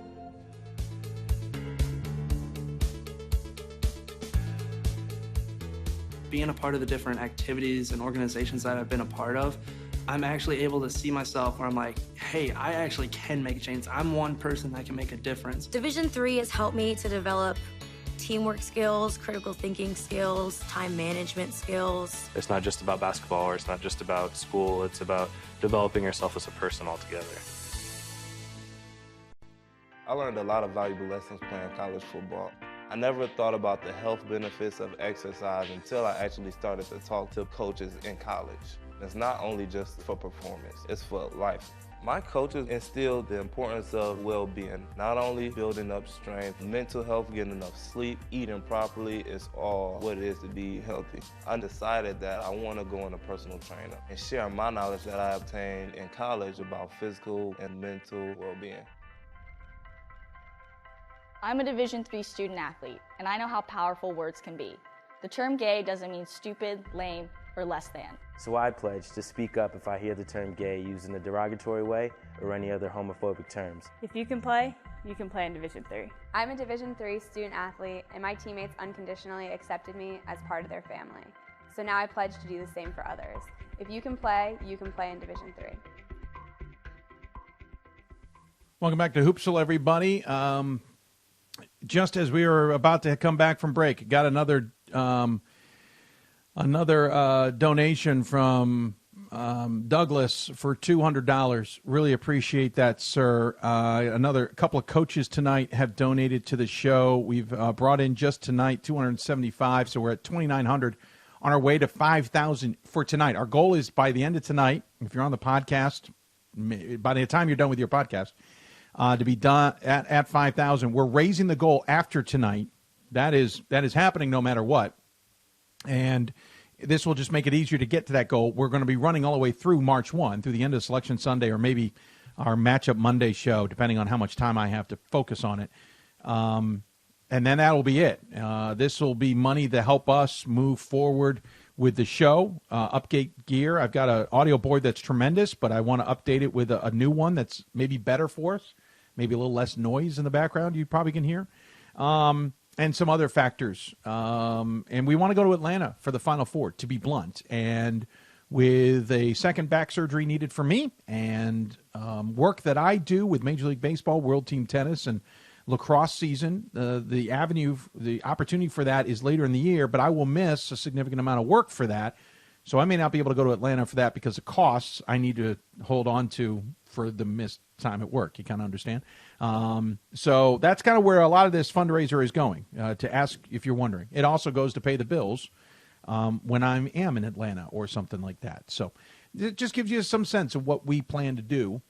We also do not plan to have another water problem in this basement, and thus we hope we aren't repainting the studio yet again, but that's where some of the cost goes to. All right, let's talk men's basketball as we switch gears here. Springfield has been a team that has been in the conversation for a number of years. Charlie Brock always has a tremendous program. In the last 4 seasons, though, it was hard not to talk about Springfield because of a player they had named Jake Ross, who has been fun to watch, to say the least. He has been a flash in the pan in some games, and in other games, he is a machine. It results in a lot of points. He's over 2,000 for his career. By the way, Ryan Scott just writing an article about some of the 2,000-point scorers this year in Division III men's basketball. More importantly, just got added to the Bevo 50 watch list for the Francis Bevo Award. Joining us on the Blue Frame Technology, we don't get to do this often enough, and we should do it more often, but we got Jake Ross, a senior guard at Springfield, joining us, getting to talk to a student athlete. Sir, thanks for taking the time. I really appreciate it. Thanks for having me on, Dave. Absolutely. Let's start with this season, and we'll work our way back, if you don't mind. Currently 20-3. You guys jumped up to number 15 in today's top 25. You're 11-1 in the NEWMAC. Your 3 losses kind of spread out. Amherst tripped you up at the beginning of early December. Middlebury got you in early January, and Emerson got you in mid-January. You've had some close calls, and we'll talk about them as well. But from your vantage point, how has the season gone? This season's been pretty good overall. I think we've had our fair share of adversity, but we've overcome some of those, and I think we've learned from those losses from those 3 teams. Are all pretty solid teams. Amherst and Middlebury are always very well known, and Emerson winning our conference last year. So it was good to be able to bounce back recently and beat Emerson at home. But so far this year, things have been going really well for our team. You guys have been a team for me that's been hard to read, and we can go back to the last few years too. But this year, I know I took pause a few weeks ago when you guys went double overtime against, I know, a tough opponent in Coast Guard, and you won 105-99, but you put up 55 points, 21 rebounds, and handed out 3 assists. And my only thought was, it's a good thing Jake was there. You don't have to be called on to do those games all that often, but tell me a little bit about what happened in that one. I just think sometimes, it's a grueling conference, and we've been on a run, and sometimes teams don't show up, and I think sometimes we need guys to step up. And for instance, last game, I didn't have my best game in any means, and Heath went for 25 points and 18 rebounds. So we have guys that can step up, and make shots and make plays. So as long as the next guy's ready, I think we'll be pretty good down the stretch. That game was insane for all kinds of reasons. You guys had a 42-33 lead at halftime, which is pretty high scoring in general. They outscored you 56-47 in the second half. Was there a point in the second half you're going, oh, come on?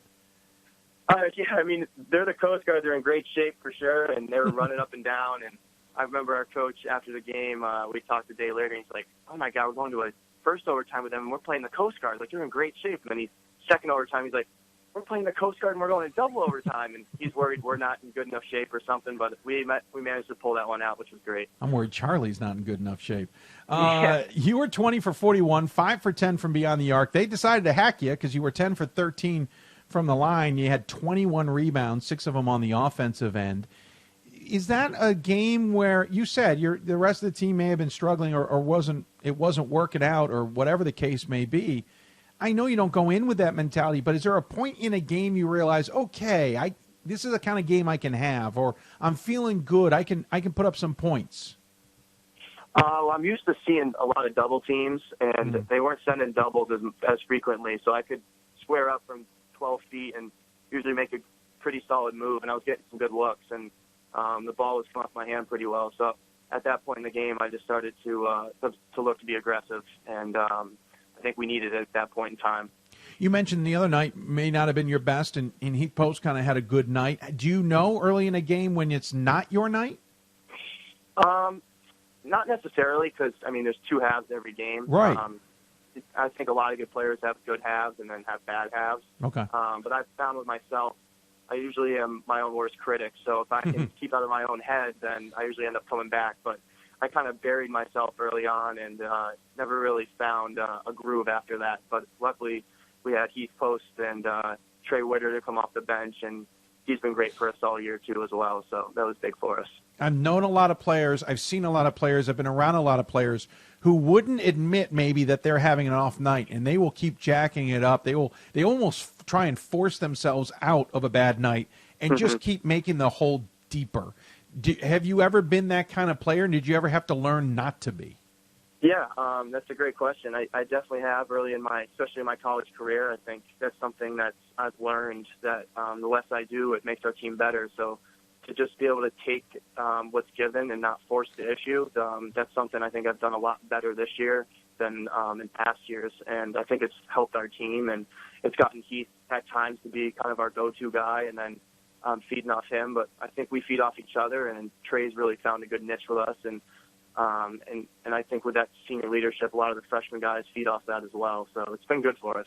Yeah, that trio of seniors, obviously Jake Jacobson being the fourth senior, but your trio of yourself, Heath, and Trey averaging double figures for this team, the only 3 in double figures. You're at 25. Heath's at 17.5.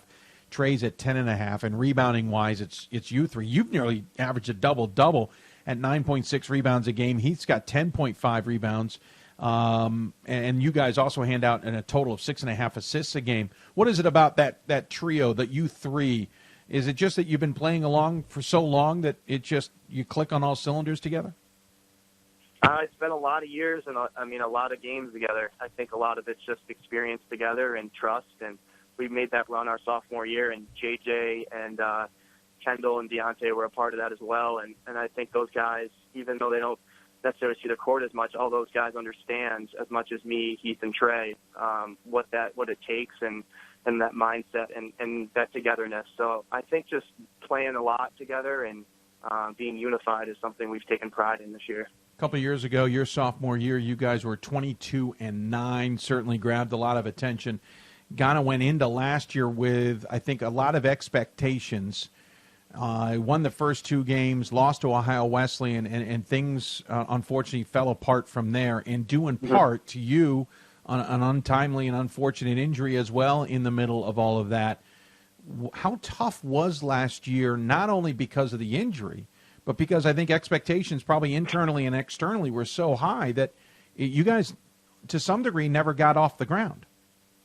Yeah, I mean, it was a really hard year physically and emotionally. I mean, we had high expectations, as you said. I think we went into the year ranked 7th in the country, and just after the first 2 wins, we lost about five in a row or so, and we never really figured it out until probably the last 2 or 3 games we started to hit a little bit of a stride, but it was just too late. It was really tough. I mean, I think every team has a year where they kind of learn a lot about their group, and we lost a lot of big pieces from that Final Four year, and we didn't really know how to replace them. And instead of replacing them, we just kind of changed our style of play and our tactics and our mindset, and kind of had to reset the whole thing as a group. And I think we did a good job of that this year so far. I can't remember which game it was that you got injured in, except that I know I was watching the game at the time. And you missed, I don't remember, did you come back at the end of the season at all? I did, yeah. Okay. I did. I couldn't remember if you did. How important was it to get back at the end of the season, and how frustrated were you by, let's just call it a freak incident, results in a such a debilitating injury for the season it is? I mean, the injury was, it was my first real injury in my entire career since I played as a kid. So, I mean, if it's going to happen 1 year, I mean, and that's going to be, it was a dislocated shoulder, but it happened at Keene State. And, I mean, everyone's going to have something. If it happens 1 year in my college career and I'm out for a month or two, I'll take it, because there's a lot worse out there with all the ACL injuries these days and whatnot. So I'm just blessed to be able to still be playing at a healthy and high level. That's right, Keene State, and then it was the unfortunate losing streak from there, 6 in a row and 9 of 10 games. Did that also spur you guys a little bit this offseason? Actually, before I get to that, you came back at the end of the season. Was there any thought of, hey, you know what, I can just forego this season and I've still got 2 more years of eligibility left? Or was there a different mentality going on? There's a different mentality. We already played a couple games at the beginning of the year, and that wasn't really my thought process. I wanted to see what we could do in the new MAC and maybe make a run at the thing. And I think we played Emerson pretty tough at their place, and they won the conference. If we win that game, I think we had a shot at winning the new MAC and maybe making a tournament run or making a tournament bid. So that would have been nice, but I never thought about redshirting. Yeah, there were a lot of us who thought if you guys made the tournament, you might be the scariest team to have to watch or have to play. So then going into the off season, how much did last season push you guys into whatever you needed to do to take care of business this year? I think a lot. Personally, it pushed me a lot more. I had a lot more motive this off season than coming off a Final Four year, and I think that's just human nature in some sense. But I know Trey was motivated, and JJ and Heath, and I think the new guys coming in knew what had happened our sophomore year and what had happened the year before with a down year, and knew what we were seniors and we were ready to go. And this freshman class and sophomore class too has been great with how they've taken on everything we've kind of explained to them, how our team works and just the culture we have. So I'm really happy with and proud of the guys of how we've been playing. That Final Four season, your sophomore year, first off, you nearly make the championship game. You took Nebraska Wesleyan to overtime in a thriller of a semifinal. Of course, they go on to win the national championship the last year there in Salem as well. Did you guys understand the significance from those on the outside to see your head coach coaching a Final Four team in Salem, especially what we all knew would be the last year there? Did you guys understand that nuance that was going on? Because there was a lot of us who just appreciated that fact in itself. Yeah, I knew that was Charlie's first Final Four appearance, and he's coached a hell of a long time. So we were really happy for him in that sense with all his years with NABC and working with D3 Hoops at times. So I just think it was great for him, and I knew that was the last year in Salem as well. And I think that meant a lot to him because he's seen so many players and people he's known throughout his career go down there. So for the fact of getting his team to finally make a run and to push it was really fun to be there and be a part of it with him. And I assume that's the business that needs to take place this year. You guys, I assume, want to make another run. Are you guys good enough to make that run? I believe we are. I mean, every team's a little different. I think we're smaller this year. We spread the ball out, and we're very undersized. But me and Keith are 6'5" and 6'6", and we have to guard guys that are 230, and we're about 200 pounds, and so every team's trying to put the ball inside, but we have to remember they have to guard us too. So we found a way to adjust on the defensive end, and we're just trying to make it difficult for teams to find a way to guard us. And we have a lot of good pieces in the freshman and sophomore class, and We have a senior leader in Trey coming off the bench in double digits. So we're pretty excited with where we're at, and I think we control our own destiny at this point. Yeah, you guys have a 1-game lead on WPI. You've got a 2-game lead on Babson. And interestingly enough, guess who's coming up?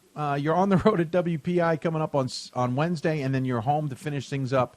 I assume it'll be senior day on Saturday against Babson. These are 2 huge games, and we're not even at the conference tournament. I assume it's all focused on WPI first, but how important are both games?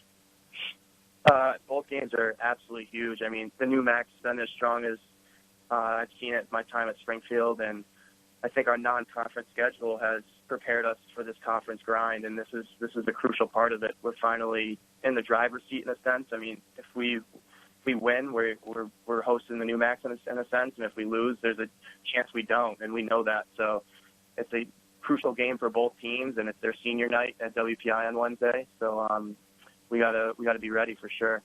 What's it like to play basketball down the street, as it were, from the Hall of Fame in the town where the game was created, at a school that takes pride in the fact of being the place, taking on the mantle of being the place where the big game wasn't created?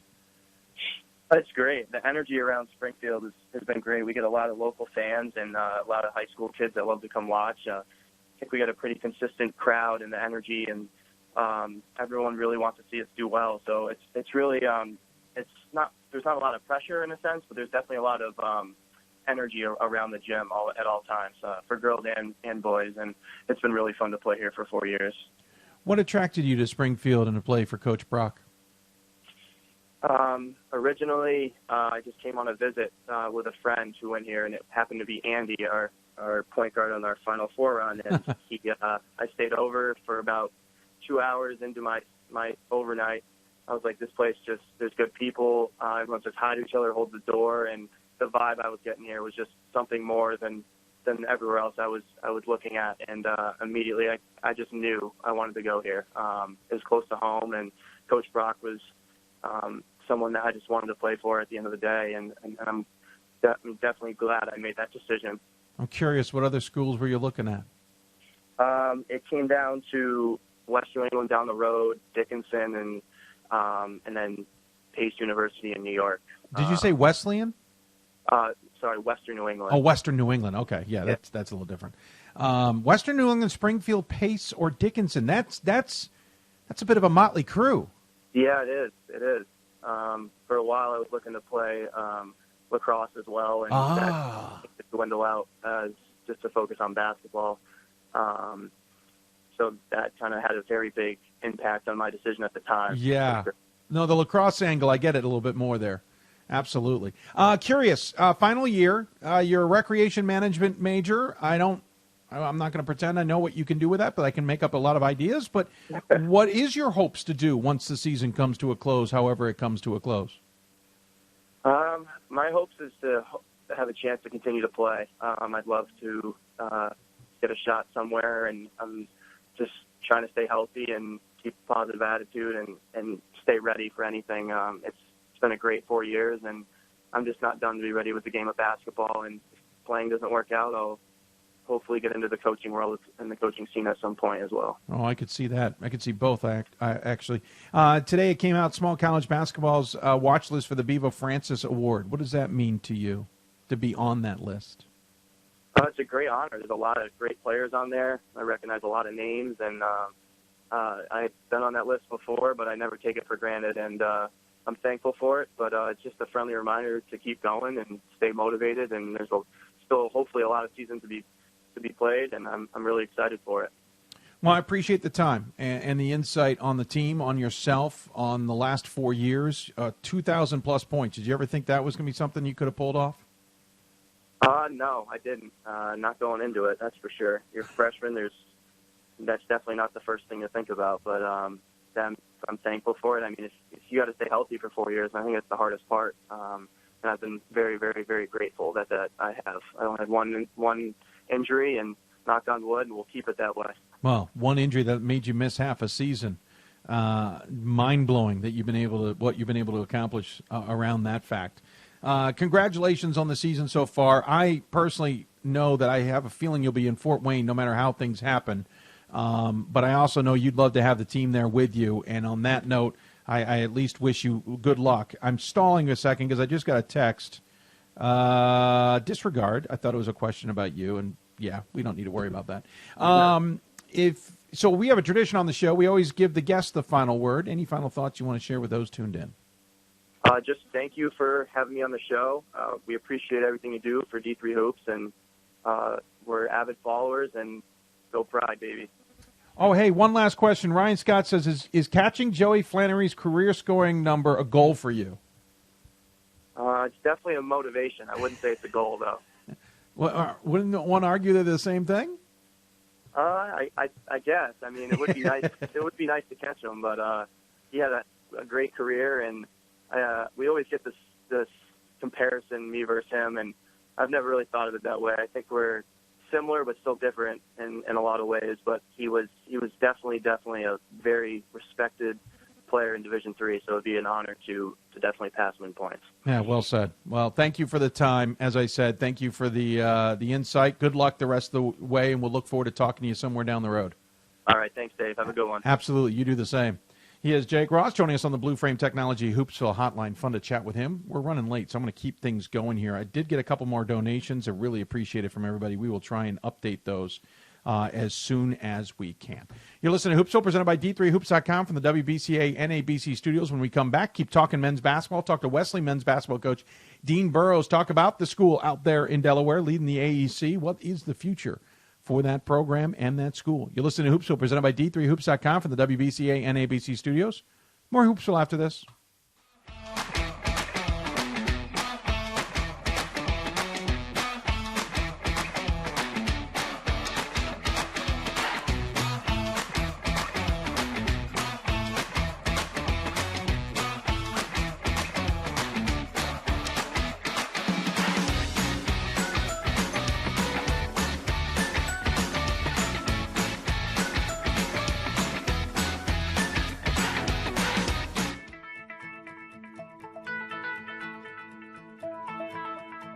College has given me the flexibility to pursue my passions and my interests, and I've recreated my identity for myself aside from just being an athlete. My greatest personal discovery has been that I am capable of doing things that I didn't know I was capable of doing. To be able to study what I wanted to and continue to play the sport I love, all of those things came together very nicely in one package in Division III. Cheer for the stumbles. The he shoulda had that's. And the tears that linger. For in those moments, greatness lies. There, you will find the provoked, the determined, the unified. It's in those moments that champions are born. College basketball lives in Kansas City at the College Basketball Experience at Sprint Center. The College Basketball Experience is the place to get your game on.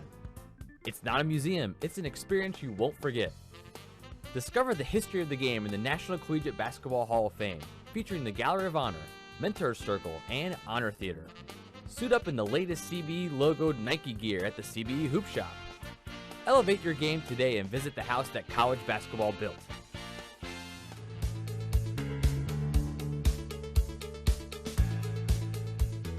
Being a part of the different activities and organizations that I've been a part of, I'm actually able to see myself where I'm like, hey, I actually can make a change. I'm one person that can make a difference. Division III has helped me to develop teamwork skills, critical thinking skills, time management skills. It's not just about basketball, or it's not just about school. It's about developing yourself as a person altogether.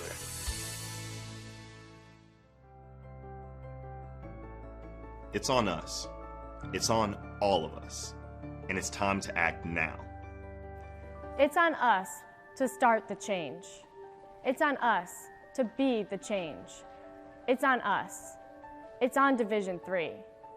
It's on all of us to stop sexual assault.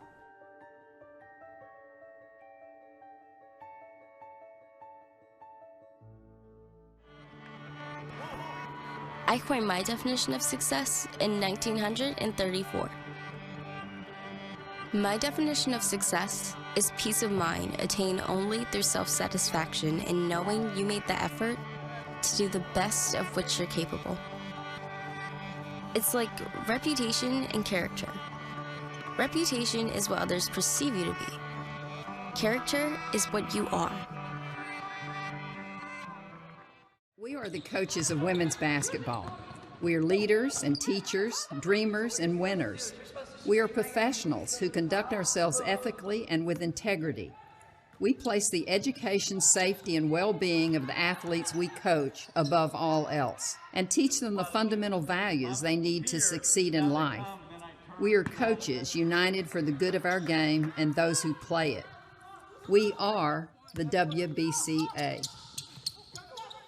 Welcome back to Hoopsville, everybody. As we click along, coming up, Ryan Scott and Bob Kuhlman will be joining us to chat about, top 25 that just came out and the future conference tournaments that are coming around the corner, plus what we think will be teams that might be in trouble for NCAA tournament berths, etc. If you got questions for us, tweet us at D3Hoopsville or hashtag Hoopsville. You can also email us, hoopsville at d3sports.com. That's hoopsville at d3sports.com. You can also join us on Facebook or YouTube where we're simulcasting the show, facebook.com/Hoopsville, and, of course, also youtube.com/D3Hoopsville. All right, Wesley men's basketball is leading the AEC in just their second season. They're playing for an at-large pick in the Pool Bs, as the conference does not have its automatic bid just yet. They'll have it after this year. Gwynedd Mercy is a game behind Wesley at 8-2. Marymount is a game and a half back at 8-3. And it's those three in the horse race for the finish here. The rest of the conference not a factor. But there's a lot more going on in Dover, Delaware than just a basketball run, as they've got 2 games left. They want those games to come through Dover, Delaware. Speaking of Dover, Delaware, site of the Dover International Raceway where NASCAR goes through. I know the Daytona 500 just got finished. I kind of understand the finish, but we're not talking NASCAR. As coming on the Blue Frame Technology Hoopsville Hotline is Dean Burrows. Coach, you can see the track from your window, I'm pretty sure. At least they're not racing there tonight. Absolutely.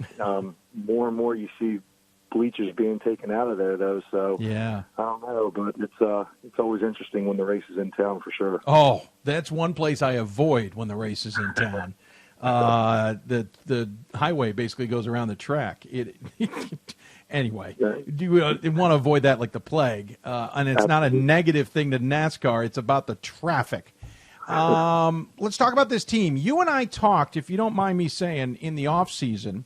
Though when I went looking for it in the last week, I could not find our chat for whatever reason. But you and I chatted about your expectations coming in. And to be blunt, you had high expectations for your Wolverines.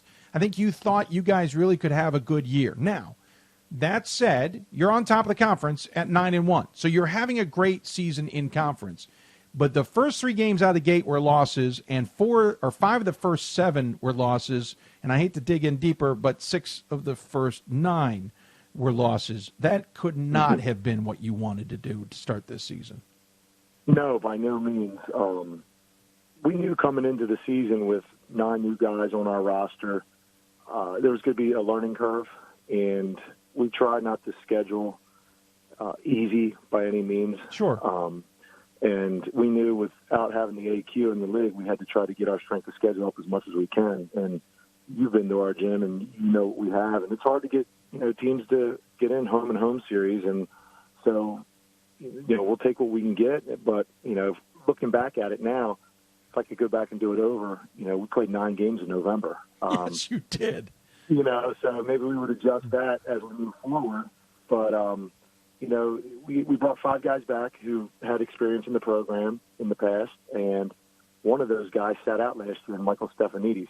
So getting the 4 that we had last year that contributed, getting him back in the mix, and then bringing in 9 new guys, and with the little time we have from October 15th to when we started, if I could do it over again, maybe that's something I would adjust. But, that's not how we do things. We never take the easy route. That's just how we are. And I think it's served its purpose as we move through the year. Yeah, we were talking to Berea's head coach about their crazy schedule, the fact that they played a bunch of games in November. You guys actually take it to another level with 9 games, and then you had 3 games in the month of December, the first and second separated by 3 weeks.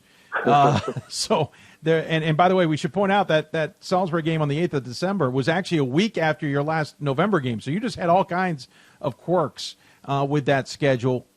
But what's interesting is you came out of it on the right side of it, because after that 3-week break, you beat Emory and Henry at Christopher Newport. You then played Christopher Newport, your former CAC foe, lost to them. But since then, you've only lost once in a crazy game against Cabrini. You guys seem to have at least found yourselves at the right time.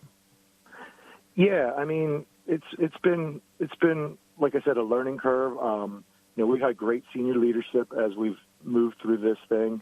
We had that hiccup at Cabrini, which, looking back now, maybe it served its purpose again. That's, we try to look for the silver lining in things and be as positive as we can. We, watching that game on film today as we get ready to play them this Wednesday, definitely a lot of things that, we looked at and saw that we need to continue to work on and improve on. That's really just our goal, is just to get a little bit better each and every day. And with this group, it's been a lot of fun to be around with them day in and day out. When I look at what's ahead, you mentioned Cabrini at home. That will be your final home game. Then you've got Gwynedd Mercy on Saturday. You would love to do whatever you can to keep that game from being a factor to some degree. It still may be a one-game spread, but if you lost it, it's not the end of the world, because I think you guys still control things. In other words, you got to take care of business against Cabrini on Wednesday.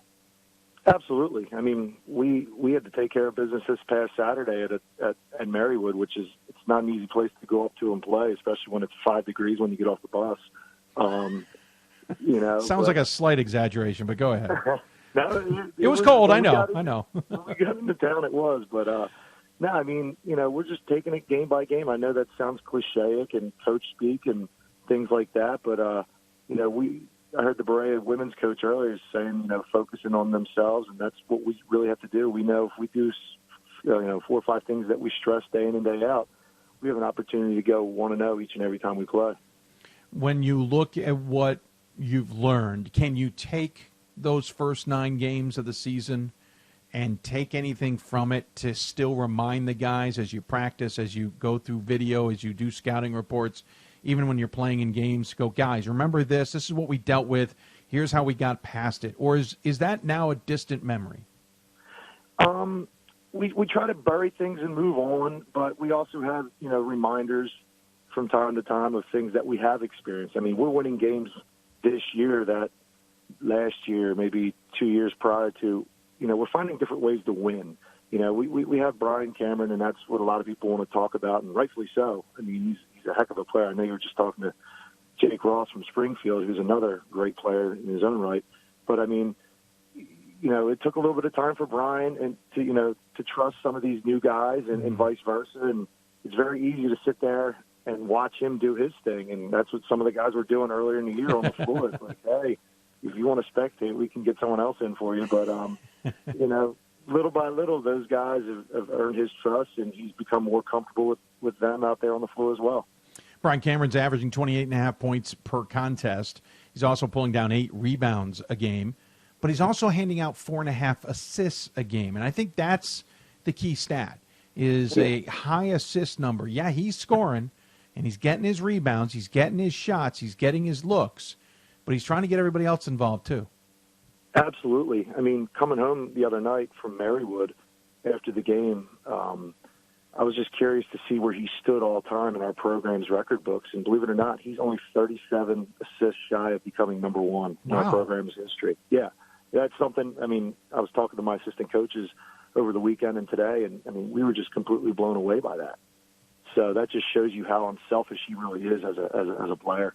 Yeah, that does. That's really incredible. But tell me a little bit more about him and what he's done for this program, because, what you guys have been through a lot just in his tenure. You left the CAC, joined the new formed AEC. You're now in your second year there, which means he's now played in 2 years in each system, as it were. Last year was a 500 season. The year before was 500, though I know there were expectations that were higher than that. Did that mean there was pressure on him? Or let me rephrase that. Did that mean he put pressure on himself to make sure this season was going to be a good one? And what is it about the last 4 years that's changed the most about his game? I think with not only himself but the seniors, I think they understood that this was their last go-around, and these seniors are, you know, for all intents and purposes, our first recruiting class when I came in as head coach. So, you know, they understood the sense of urgency, and from, you know, summer lifting, fall lifting, on into the preseason and things like that, they've really done a good job of leading, and in their own different ways. And with Brian, I mean, he's just a competitor. I don't think he feels pressure or senses pressure. I mean, he's got ice in his veins, and the kid's just a workaholic, a gym rat. Just loves the game, loves, you know, getting better and reinventing himself, if you will. I think sometimes, you know, we have to beg him now, you know, just shoot the three when you're open instead of, you know, trying to get to the rim and, you know, trying to save himself from, you know, the wear and tear that he's getting. Because, I mean, he has 10 eyes on him every time he gets the ball in his hand. Yeah. And if not more. So, you know, telling him, hey, it's okay to rise up and let it rip, because, I mean, he does that pretty well. A little down this year as far as three-point field goal percentage compared to years past, but, I mean, he was well over 40% the last few years from three. So, yeah. But he's just a fierce competitor deep down. He's at 36%, which is still not too shabby, and it's right around the team average. He shoots 48% from the floor, which is better than the team average by a few points, and he averages 81.5% from the free throw line. In other words, he's going to hurt you in any way he shoots the ball. Yeah. That's a scary proposition for any defense, I'm suspecting. And just like, you know, Jake before myself, when you were talking to him, I mean, in Brian's 4 years, we've seen every type of defense imaginable, you know, which has obviously helped us as coaches, I think, to better ourselves as well. You know, we sat there last year and watched the Raptors and Warriors in the finals, and Nick Nurse throwing a box of one at the Warriors and them struggling with that over the course of a few games. And it's just like, wow, you know, it's kind of interesting. To switch gears, if you don't mind, because I don't want to run out of time before we give it its just due. Wesley's certainly been in the headlines if no one's caught him. And part of this recent trend of schools that are struggling with finances, and to be blunt, Wesley's not on its own. We got Wells up in New York. We've seen Iowa Wesleyan dealing with this. We had how many schools in New England and the greater New England area have closed in the last few years. And every school, and I'm just saying this as a preface to anybody, every school is having to re-examine themselves to a larger degree. So, again, it's just one of those topics that is around now. That said, Wesley has had to go to the state several times asking for money just in this year alone. And Dean, what I last read was they needed $3.5 million just to try and make a merger work. This has got to make things challenging from your vantage point as a coach, because you're out there recruiting against those headlines. You're also out there with a class of freshmen and sophomores that probably don't know what their future is either, and maybe they're looking to go somewhere else. How challenging has we won't even get into the rest of it, but just the news that's out there of what's going on at Wesley, how challenging has that made this season? To be brutally honest with you, from a basketball perspective, from a men's basketball perspective, we've had tunnel vision just focusing on this senior group and this particular group of sophomores and freshmen, because we don't have any juniors on our roster. Right. You know, as to a man, to a person, as a program, we really haven't discussed that because, again, we're trying to focus on controlling what we can control in between the lines. Now, with that said, you know, we've heard from, you know, recruits, you know, whose parents have questions, rightfully so. I completely get it. We completely get it as a staff. But, I mean, we've been told by our administration, higher-ups, you know, who make the decisions for the school that, you know, we're in non-disclosure agreements with potential partners. And within, you know, by March, mid-March to the end of March, we're going to have more definitive answers at that time. But, I mean, I'm a native Delawarean, lived in Florida for 6 years. You moved back home for a specific reason. I love what I get to do, where I do it. And, you know, I'm not looking to go anywhere. And that's with every fiber of my being. You know, we're moving things forward, and we're excited, to be quite honest with you. We're having a good year thus far. We're looking to get this senior group and this group one more game is what we keep talking about. And then after this season's over, whatever the chips may fall as far as when it's done for us, our goal is to be even better next year and continue to build on what we're doing this year. So I know that might not be the answer you wanted to hear, but I feel very comfortable and confident that we're going to be moving forward. Well, I wasn't expecting an answer. If it makes you feel any better, I didn't have any aspirations on what you would give us in terms of an answer to that, because I know that this thing can be complicated. Just to the fact of what your administration says, they're not necessarily, though, telling you what might be on the table or not on the table. They're leaving you an answer of, in March, we'll give you more information. That opens the door that information can range from everywhere from we're set, we'll be open for another 50 years, to we're closing the doors in May.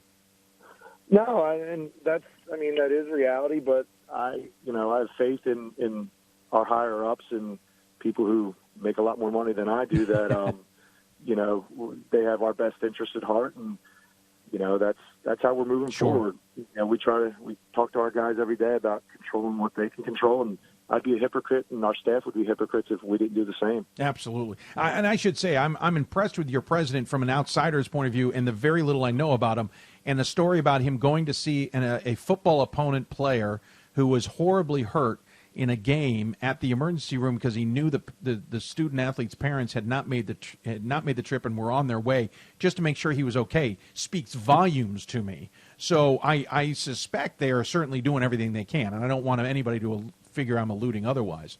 But you guys have also been through a lot in the last few years. Football coach and athletic director who is the heart and soul of the Wesley department suddenly dies the same year that Johns Hopkins goes through it. The football program already had enough emotions on tact with the assistant coach and his family, who's now the head coach.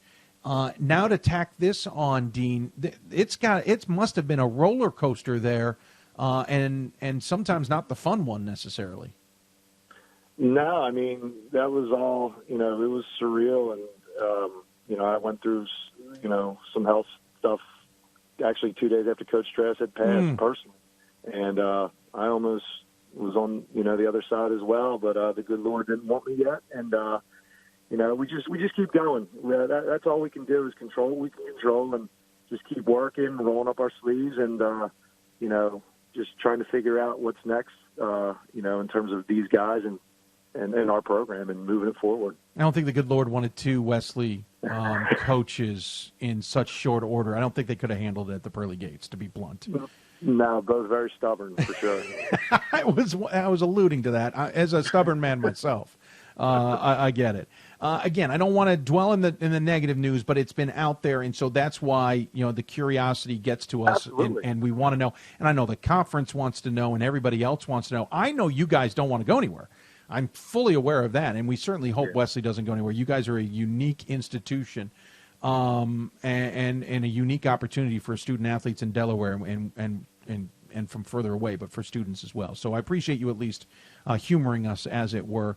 Quickly back to the topic of basketball. Again, Cabrini and Gwen Mercy coming up. I know you'd love to have the AEC going through your neck of the woods, but you know that ultimately this comes down to a Pool B bid, win or lose. How do you think you guys are positioned?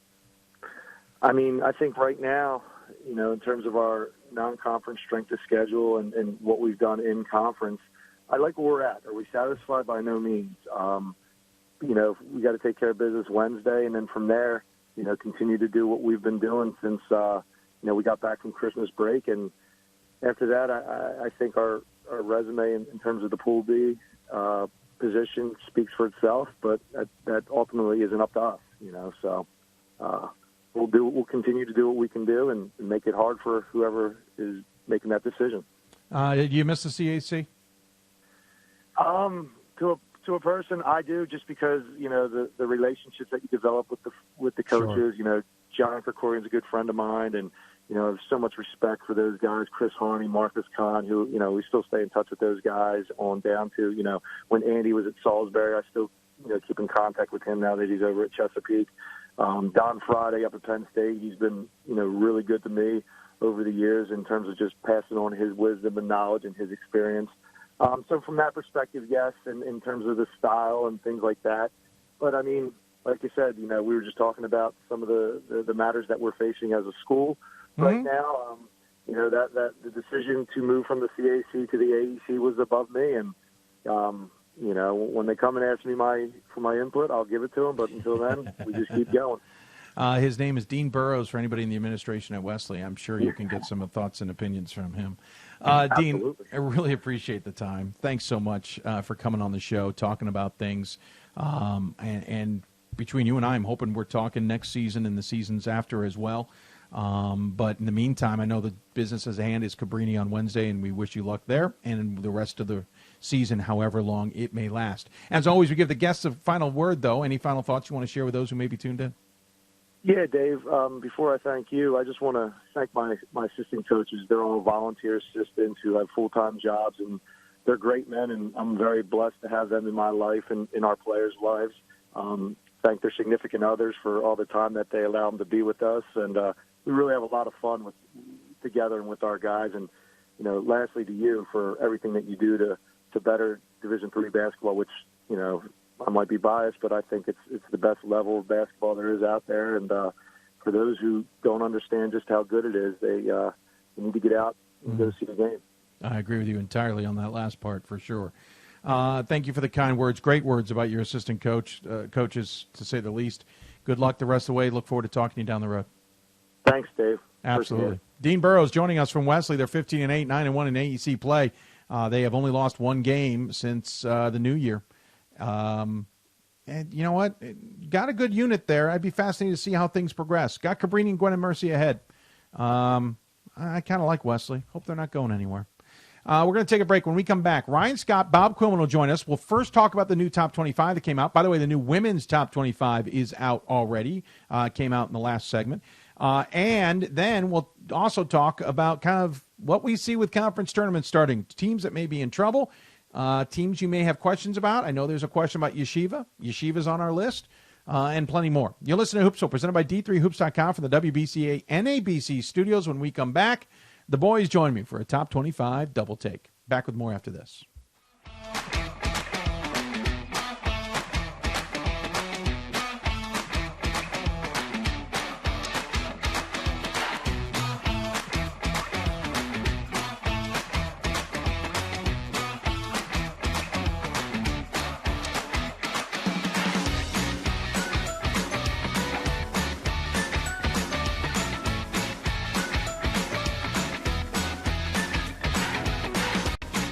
Football has taught me a lot throughout my life.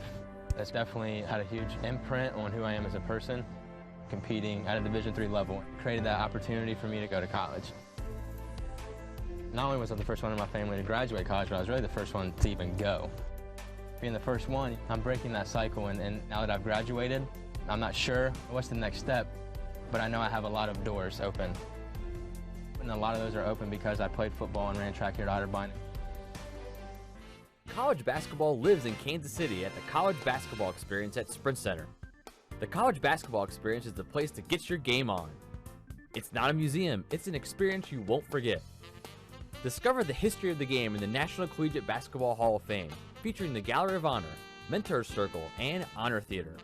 Suit up in the latest CBE logoed Nike gear at the CBE Hoop Shop. Elevate your game today and visit the house that college basketball built. For the love of the game.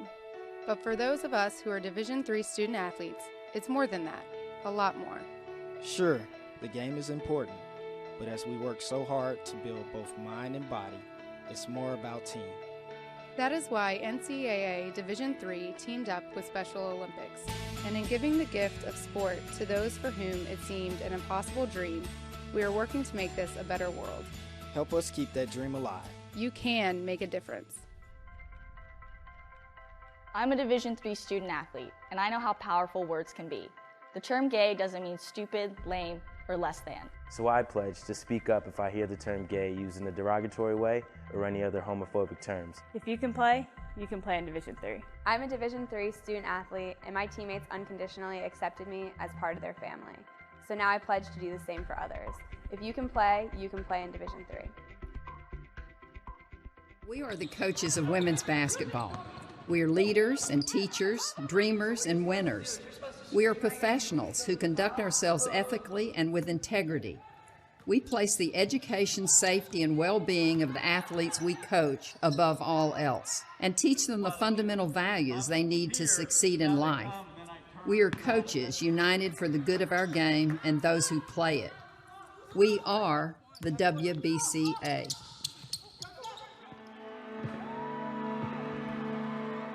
Great moments are born from great opportunity. That's what you have here tonight. That's what you've earned here tonight. This is your time. Now go out there and take it.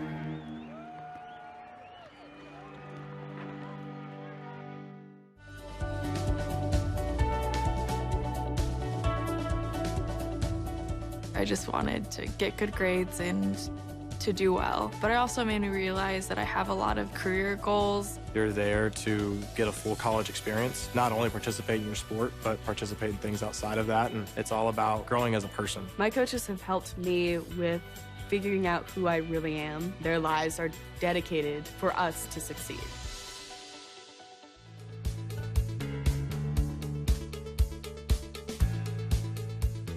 Being a part of the different activities and organizations that I've been a part of, I'm actually able to see myself where I'm like, hey, I actually can make a change. I'm one person that can make a difference. Division III has helped me to develop teamwork skills, critical thinking skills, time management skills. It's not just about basketball, or it's not just about school. It's about developing yourself as a person altogether. My name is Marcus Walker. I was All-State, won a state championship, a high school All-American, and played college and pro ball. I played because I love the game. I grind to be the best. I sweat because I put in work. I'm strong because I believe. When I want to bring it before game time, I come to the house that college basketball built, the CBE. No matter your skill, take it to another level. Elevate your game right here at the College Basketball Experience at Sprint Center. For the love of the game. That's what it's all about, they say. But for those of us who are Division III student athletes, it's more than that. It's more about team and the schools and communities we represent. And for the many of us blessed with the strength to compete in sport at the college level, we understand that with what we were given comes a special obligation. Our obligation to help those who have their own special needs and whose love for the game is no less intense. That is why NCAA Division III teamed up with Special Olympics. Since August of 2011, we and others from Division III campus communities have volunteered more than 250,000 hours, time away from the classroom and practice field, reaching across the country to coach and mentor Special Olympics athletes. And to learn that in giving, we receive so much more in return. Help us keep that dream alive. Be part of it. Get involved. You can make a difference. It's on us to stop sexual assault in any way that we can. To get a friend home safe. To never blame the victim. It's on us. To stand up. To make our community safe for all. I'm just going to interrupt the break. Went a little longer on that because I was trying to do some tech work. Welcome back to Hoopsville, everybody, as we enter our extra half hour or so here of coverage. Not too much longer because the gentlemen who spend time with me spend time out of their own schedules, and I appreciate that, so I don't want to waste their time too much. But obviously lots to talk about because literally in 2 weeks' time from tonight, not only will we be talking about a new top 25 coming out, yay, yay, ha-ha, but at this point we will be talking about who's in the tournament and who's not in the tournament and what the brackets look like and all of that. Quick note on that, I will point out that in years past we've done the, you've known I've been part of the NCAA selection show, and I will be a part of that once again. And then we immediately get on the air with our show. I'm not going to do that this year. It's insanity, and I don't understand why I do it. We're going to do a 7 o'clock show. I know there's a gap there, but I don't think it's going to hurt anybody, but it better positions us to be able to do a better show. I don't think there's any rush to get on the air when a lot of people are doing some other things. Donations, I've gotten a few more. I got to update the tote board. I want to thank my buddy Bob Quillman for sending out a tweet about it. I really appreciate it. But we will get to that. Women's top 25 is coming out. Alex Nagel said that Bethel really should be in the top 5 or 6. They shouldn't be 11. I replied back, voters are going to be a bit gun-shy after laying an egg to a 2-win team, which they did, remember, about a week and a half ago. He says, these voters have no clue how incredibly good the MIAC women's basketball really is. I know. I followed from the beginning to end. St. Mary's women's basketball is a lot better than their record. They've won 3 games. You can claim as much as you want how tough the MIAC is, but Bryn Mawr isn't incredibly good because the Centennial Conference is really good, because Bryn Mawr hasn't won a game. That's not a valid argument. You lost to a team you absolutely should have beaten. You can't then come back and say they're really good. They've got 3 wins on the entire season. None in the conference until that game. So, I'm sorry, Alex, it's not a good enough argument. Prove yourselves later. Don't lose to that game.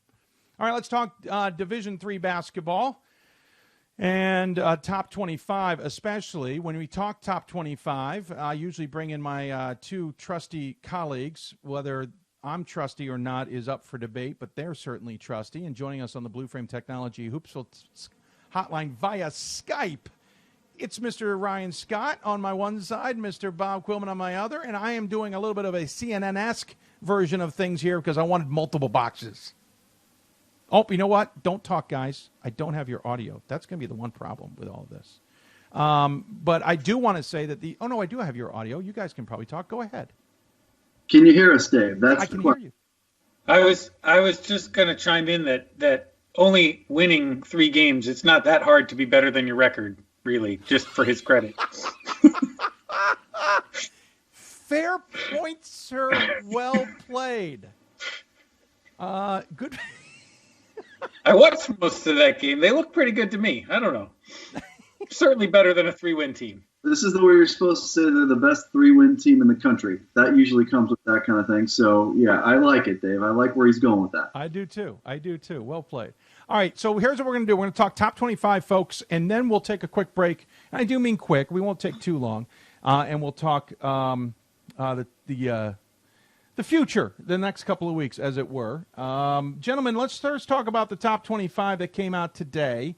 I know Bob's got some interesting facts maybe on his side. We're not going to go through our overrated or any of those details, but Ryan, I'll start with you. Your thoughts on the new top 25 we saw come out tonight.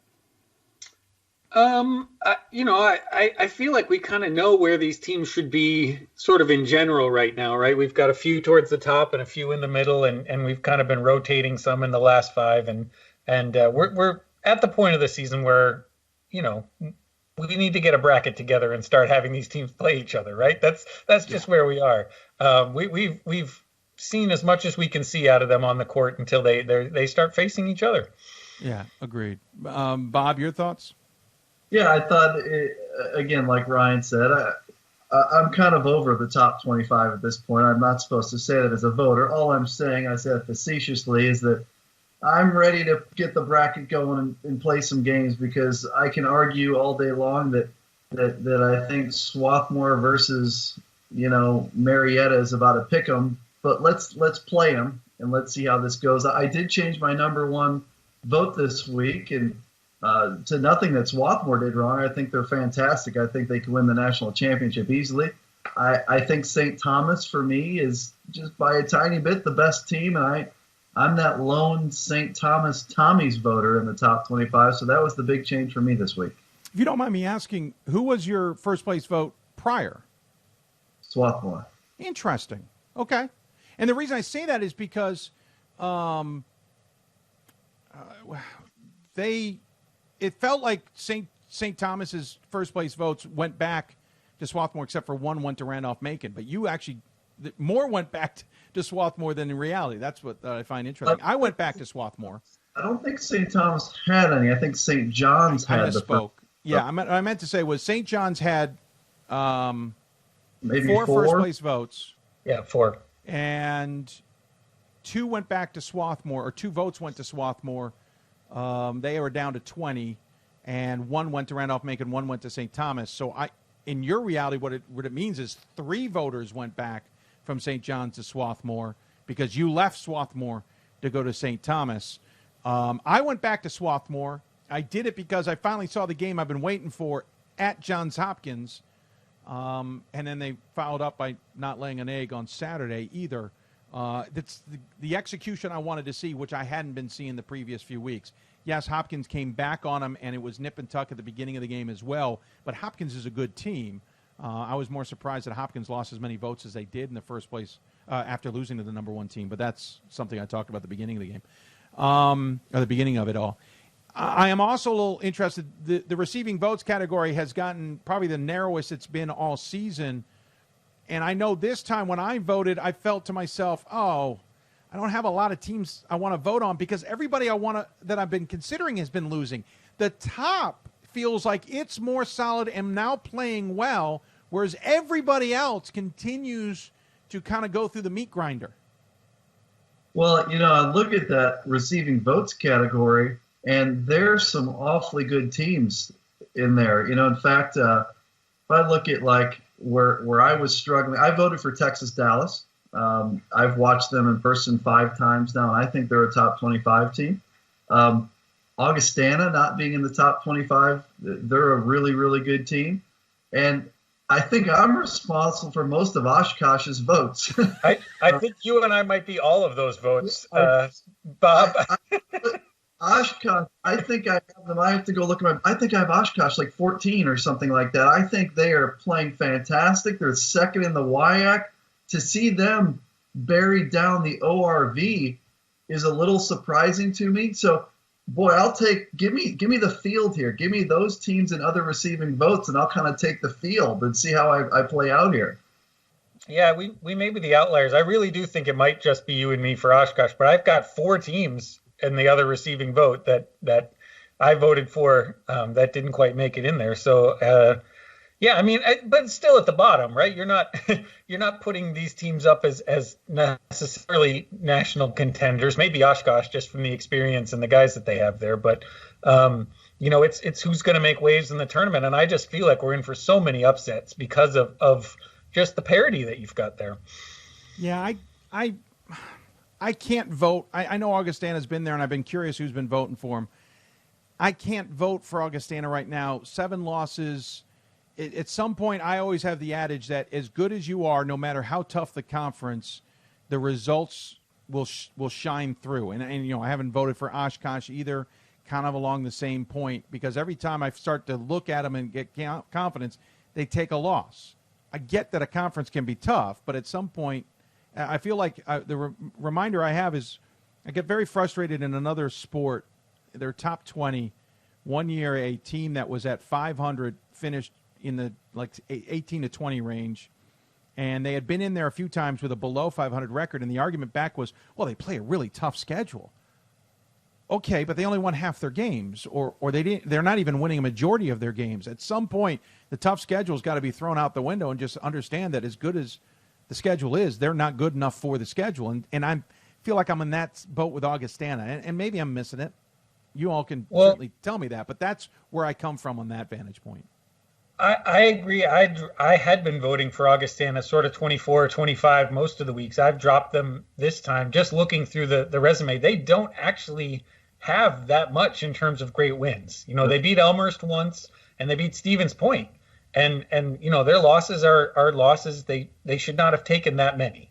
When it comes to Oshkosh, obviously they have some losses you don't like, but they've got a few more nice wins on that resume than Augustana does, which is why I don't think I have them as high as Bob does for sure, but I do have them in there just because I feel like they've earned it on the floor a few times. Well, when I get down to the end, and I'm trying to, not even the end, but I'm trying to compare teams, and this is impossible to do, but I always say, if Team so-and-so played Wisconsin Oshkosh's schedule, what would Yeshiva? If Yeshiva played Oshkosh's schedule, and I'm voting for Yeshiva, by the way, if they played Oshkosh's schedule, what would their record be? They'd have more wins, just so you know. I guarantee they wouldn't have one loss. I promise you that, no.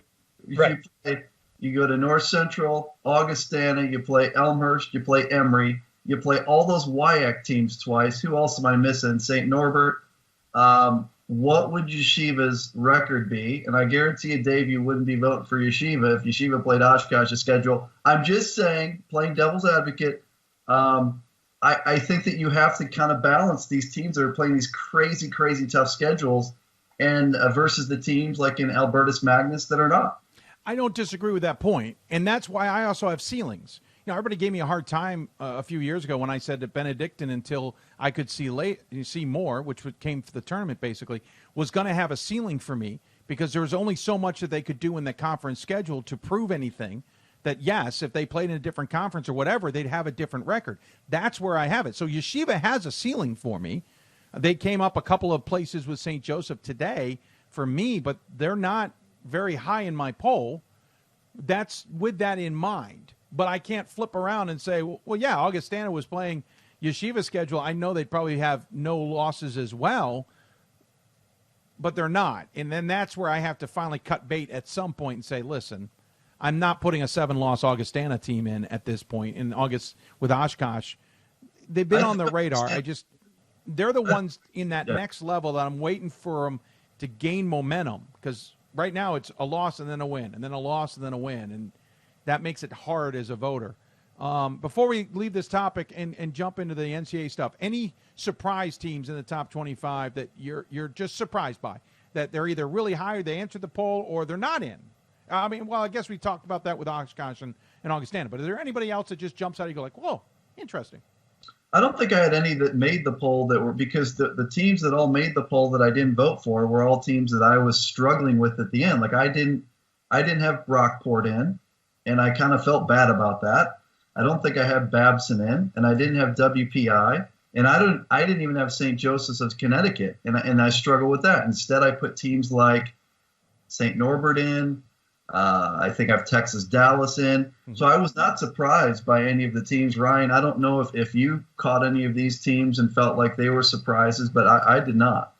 I'm still a little iffy on WPI. Obviously, they've got a good record. They're in a good conference. They've won some of those games. I watch it. It just doesn't – I mean, it feels like they've got a real ceiling. It's always a really strong defensive team. Not sure that they have the offense that they would need to win in an NCAA tournament setting. So that's the one I'm a little iffy on. But obviously, it's such a great conference, and they've got the record and a long history of being good. So, I don't want to badmouth WPI. My new teams this year were Brockport. I do feel like may have put them a little too high. I put them in at 19, St. Norbert at 20, but St. Norbert wasn't new. They were in my poll. The overtime loss or the overtime win at Grinnell just gave me a little bit of a pause, or I would have had them higher. I did put WPI in, basically swapped them for Babson, who I had last week, but Babson was new last week. I entered Whitworth this week, and I entered Texas Dallas this week. Those were my 4 new ones. I took out Elmhurst, only 2 wins in the last 5. I just feel like something's amiss, and they're not the team that I was voting for. I took out Benedictine because you can't be losing to MSOE on the road in overtime. I took out Babson because the injuries and losses are just racking up. And I took out Tufts. You can't lose to Middlebury and Williams in the same weekend and stay in my poll, especially that NESCAC this year. So there you go. That's top 25. I don't think there's any other thoughts. We can probably jump into our NCAA stuff. I'm just going to blow through it because screw the break. Yeah, I was just going to add on Augustana that I do agree with what Ryan said, that they lack – I think they're in a different spot than Oshkosh because they lack all that many quality wins. They're not quality wins, but like signature big wins. They don't have a lot. So I do agree. I have them in my poll because I think they're one of the top 25 teams. But I do agree that it's different than Oshkosh for sure. I just wanted to add that. Yeah, no, that's fine. That's a great point of view. I appreciate it. All right, let's talk NCAA. I know we got a lot of questions about this. I know Jay has a question about Yeshiva, and we'll get to that when we get to that. Obviously, the postseason's coming up. In 2 weeks, we're going to be talking about who's in and not in the tournament. We're already starting to look. We've gotten our first regional rankings. We'll really get the true regional rankings this week. Now that results versus regionally ranked opponents is in, the SOS number is a little bit more clear. By the way, if no one listened to my conversation with Matt Snyder about SOS from Thursday's show, you have got to go listen to that. Terrific breakdown of what the SOS is, what it's supposed to be measuring, and why it's a little bit flawed right now. I'll tell you right now, we're not changing the formula, and the committee's not going to get rid of the SOS, but at least it gives you an idea of what it's supposed to represent. Guys, at this point, though, we now are entering conference tournaments. It's boom or bust for some, and it may be surprise bust for some others if they're not paying attention. I want to start with the NESCAC, which gets things going this week. It's always the craziest thing, to say the least. It will likely have Pool C implications, shockingly enough. I say that sarcastically. Ryan, your thoughts on it? Well, I mean, the biggest thing that immediately jumps out is that you've got Middlebury as the number 5 team Middlebury is likely to be the number 1 ranked Northeast team in the regional rankings this week. They're the highest voter still. Are they still the highest voter in the poll? I guess they're just a little bit behind Colby. Yeah, they're behind Colby now. But they're having to go to Trinity, where they've already lost this year. And you've got a Tufts team that's been struggling, that assuming they win this first game against Hamilton, which is no guarantee, they get to host, the semifinals and the final. So you got an Amherst-Williams matchup again. That's always fun. I don't think it's out of the question that you could have all 4 of the top seeds lose this first game, which will definitely make some Pool C interesting business from the NESCAC. So, yeah, it's gonna be a crazy tournament. The thing is, just the way the SOS numbers work, they tend to be more in the conversation, Bob. I do get a sense from the committee that they are understanding of that, and there may be a ceiling to some extent on that SOS.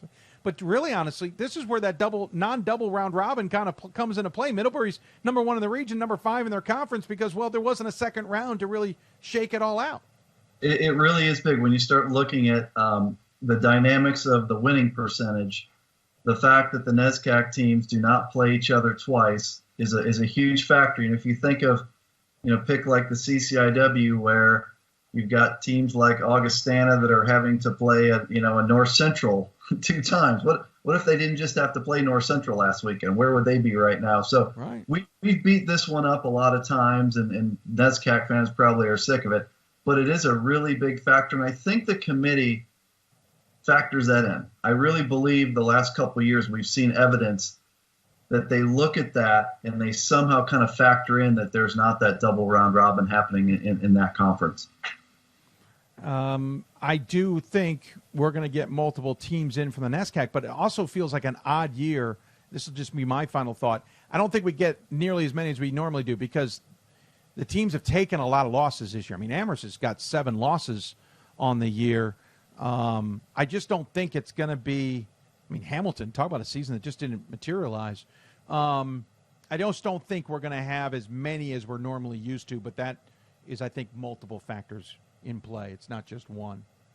It seems like 3 are safe, though. It seems like Tufts, Middlebury, Colby are going to be in the tournament. It seems to me, and then at that point, if let's say Amherst is at the end of the bubble, maybe they could have a shot. But it seems like 3 from the NESCAC are fairly safe. Well, considering normally at this time we're talking about 5, right? I think that's a pretty big difference. Let's jump all the way into the CCIW. We were just kind of talking about that a wee bit. Elmer's kind of stubbing its toe as we come into the close here, Bob, is kind of open things up. Yeah, the league race has changed a lot in the last 2 weeks. For a while there, it was like a dead tie between North Central and Elmhurst, and it even seemed like Elmhurst had a leg up. But North Central has clinched the number 1 seed in the CCIW. They're sitting there at 12-2, and they would win any tiebreaker here the rest of the way. So the conference tournament will be in Naperville. Augustana is 2 games back at 11-4. Elmhurst, like you mentioned, has dropped a lot of games lately. They're 10-5. Illinois Wesleyan's 9-5. Wheaton 8-6. Carthage 7-7. Those are your 6 teams in the tournament. Now the thing about the CCIW, I mean, it wouldn't surprise me if any of the 6 teams won the conference tournament. I mean, the way it's set up is you have the top 2 seeds. Let's say that's North Central and Augustana. They get a bye, and then 3 plays 6, 4 plays 5. I just don't see a lot of surprise if, let's say, a Wheaton were to get hot and roll through and win 3 games and be the Pool A team. Carthage has plenty of talent to do that. So, again, I think the CCIW has so much to be decided because these teams are, really fairly even. Ryan, any thoughts on your end? Well, yeah, just the interesting thing, though, if that happens, as opposed to other years when you would be assured of a number of probably Pool C spots, is it's just going to be a lot harder, both with a really strong region, but just more losses than we're used to seeing from these CCIW teams. I mean, it's a real danger that if there's anyone besides North Central, but even they're pretty far down the regional rankings, like that's going to be very different when it comes selection time as far as the CCIW is concerned. I was looking at the regional ranking possibilities for this week when they add the RRO. And I believe that I think North Central is actually going to move up into like the third spot. I think it's going to be Platteville, WashU, North Central. I think that Oshkosh and La Crosse are both going to enter ahead of Augustana. So to Ryan's point, I think you're looking at a scenario where let's say that North Central wins the Pool A bid. I think they've got to get through. I think a CCIW team has to go through WashU as a Pool C, and then like a La Crosse, Eau Claire, Oshkosh before you get to an Augustana. That's a possibility. There's still a lot that can happen, but the CCIW is not in really great shape for one Pool C, let alone two, like the league usually is. Yeah, in fact, North Central is where they are, and Elmer's is where they are, and Elmer's had a bad week is bad news. Again, results versus regionally ranked opponents is going to shake up that Central just a wee bit, and we'll get a better sense of where the committees are looking at all the data. But it's tighter this year. It feels a little bit of a tighter fit than it has been in the past. And North Central is probably the only one, and I know you've kind of said this, is that's in a good spot. It's fascinating to see. But that's true with a lot of conferences. I mean, the WIAC, it's kind of in the same boat, though we've gotten used to that over the last few years. Now we get to the yeshiva question. I'm going to preface this first by the question we got on the email, if I can figure out how to call it up, because apparently my computer didn't want to do it. Oh, here we go. So the person emailed us earlier. He said, for the broadcast, goes, if yeshiva wins out in the regular season but loses in the Skyline tournament, do they have a shot in an at-large seed with a potential 25-27 win and 2-loss season despite low strength of schedule? Our thing was starting at, they're number 2 in the region with a 483 SOS. They're not going to have a ton of results versus regionally ranked opponents. So if you look at their non-conference SOS, it certainly shows that they went out there to try and improve things. Believe it or not, I know on good measure that they tried to play Hopkins this year and were basically told Hopkins wasn't interested. And I'll just start this on answering the question. I think of all years at SOS being close to 500, I think they're in the conversation. I don't think we have a Lancaster Bible situation where they had an SOS that was closer to the bottom of that 400 level than that is closer to 500. That said, this might be a sign that the committee's willing to look a little bit around that SOS and understand that it's a 2-loss team. Am I right, Ryan, or do you have a different take on it? Well, I mean, the one thing that's going to be to their advantage is most likely if they lose one more game, they're going to be on the table from the very beginning. There's so many losses below them in those regional rankings. I don't see anybody jumping over them. It's 7 losses back to TCNJ. Yeah. And Yeshiva went out and tried to schedule well, right? It just so happens that the teams that they scheduled had terrible seasons. And I feel like the committee is going to look at that and know that, especially as small and as sort of insular as that Atlantic region is, those members are going to know what's there. It's going to be tough because they're not going to be over 500 if they lose again. But the other part of it is I've watched them a lot, probably more than just about any other Gentile out there at least. And they're not going to lose. They're playing so well right now. They're just head and shoulders above the competition in that conference. I just don't see how that's going to happen. I don't think that's going to be a concern for Yeshiva this time around. Well, and I would say that, Ryan and I make up most of the Oshkosh votes. And I think of all the Gentiles out there, we represent 70% of the Yeshiva viewership on these ball games that we're watching the streams on. Probably. Because I believe that they are an outstanding team. I don't think they're going to lose in the Skyline tournament. Now, all of this said, we're having a Pool C conversation. That's how this started. The last 3 years, nobody has gotten a Pool C bid with an SOS under .500, and they're not close to that. They're at .483. So it would have to be something where we're like, whoa, that was an anomaly that happened. Another thing, no one's gotten a Pool C bid the last 3 years with less than 3 wins versus regionally ranked, and with less than 7 total games versus regionally ranked. They're 1-0 versus regionally ranked, and I don't see where that's going to change before Selection Sunday. So they're going to have a terrible SOS. They're going to have, in relative terms, a terrible RRO. And they're going to get on the board first in the Atlantic. Again, hypothetical here. We think they're going to win the Sky. They're going to get on the board. They're going to sit there till like round 14, 15. And now here's a scenario for you. Yeshiva is sitting there at the Atlantic, and Wisconsin Oshkosh gets to the board at spot 16. That's the best case you'll ever see of how do you interpret numbers. You got Oshkosh with this crazy .600 SOS. All of these wins against regionally ranked, 10 games versus regionally ranked. Do you pick Oshkosh or Yeshiva at that point in round 16 that I'm making up? I pick Oshkosh. You guys know I'm a power conference guy. But I'm just saying the Yeshiva as a Pool C is not a lock because of their SOS and their RRO. It's just those are bad numbers they have. Right. And the other thing, though, it will be interesting based on our first ranking. We'll obviously learn a little bit more with the second ranking this week, as they did seem to give a little more weight to the winning percentage in this first ranking than they have in the last few years. And I know that the committee's been very upfront going away from that sort of ratio that they've been doing. It's done. The 0.03 to 2 wins. And it seemed like to me, especially in this first ranking, that they went away from that. The wins mattered this time. Not that SOS didn't, but they definitely, as Matt Snyder talked about on Thursday, it's the strength of schedule, not the strength of wins, right? That they're recognizing that the teams that win games are important, and that you use that strength of schedule as sort of a way to judge how good those wins are, but not to value the team on that number itself. And it seems like we're getting more of that this year than we have in the past. Yeah, if this was the women's side, Yeshiva's in, Oshkosh is home. Because that is what the women have been doing. The women at some point go, you just didn't win enough.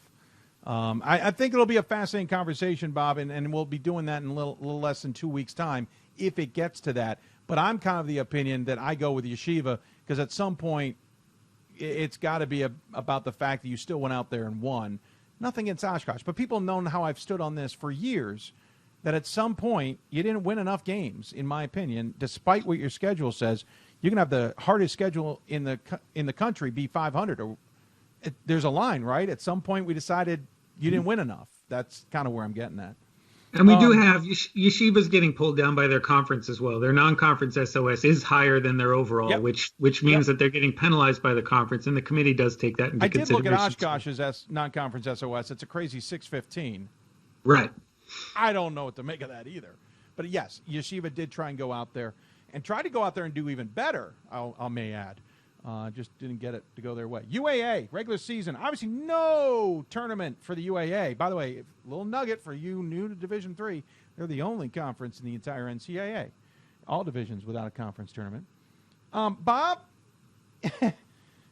I think it's clearer where the conference now stands because of the last weekend. Emory and WashU have risen to the top. But is there any chance anybody else gets a Pool C out of this? Well, there's 4 teams in the conference that are regionally ranked right now. And so you've got Emory and WashU that are tied for the UAA lead. They're both going to make the tournament, whether the A or the C. The question is, Brandeis and Rochester, where do they stand at this point? I think they both have to finish well in order to position themselves for a Pool C. And I was just pulling up the roads the rest of the way. It looks like Brandeis goes, well, here we go. So they're at home versus WashU, they're at home versus Chicago, and they're at home versus NYU. So those are 3 home games for Brandeis. Rochester finishes at Case, at Carnegie, and versus Emory. You've got probably the odds here are that Emory and WashU both make it, and either Brandeis or Rochester maybe slides in at spot 19, 20. I don't see 4 teams getting in. But remember, these teams are all in different regions. They're all on the board in different places. So you have WashU from the central, you get Brandeis over here in the northeast, you get Rochester in the east. And that's an advantage that those teams can sit on the board at the same time. Yeah, I would say the only problem, though, is that, Brandeis still has to play WashU and Rochester still has to play Emory. And I think both of those teams have to win those games and all the others. I mean, I don't think either one can afford to lose. Rochester, we've already seen, they're sitting 7th in the East. If they're 7th in the East, when it comes to election time, they're never getting to the table. Right. You know, they cannot lose. They can't even be fifth. Right. They've got to be third probably in order to get to the table. So they can't lose. And Brandeis, you know, another loss, especially in the Northeast, is so competitive. They're going to drop pretty far if they get another loss there. That's the one thing, is that every game is a must win for both of those teams if they want to get in. Absolutely agree. Brandeis losing 2, they may not even be ranked. They may be, I don't know, up in the air.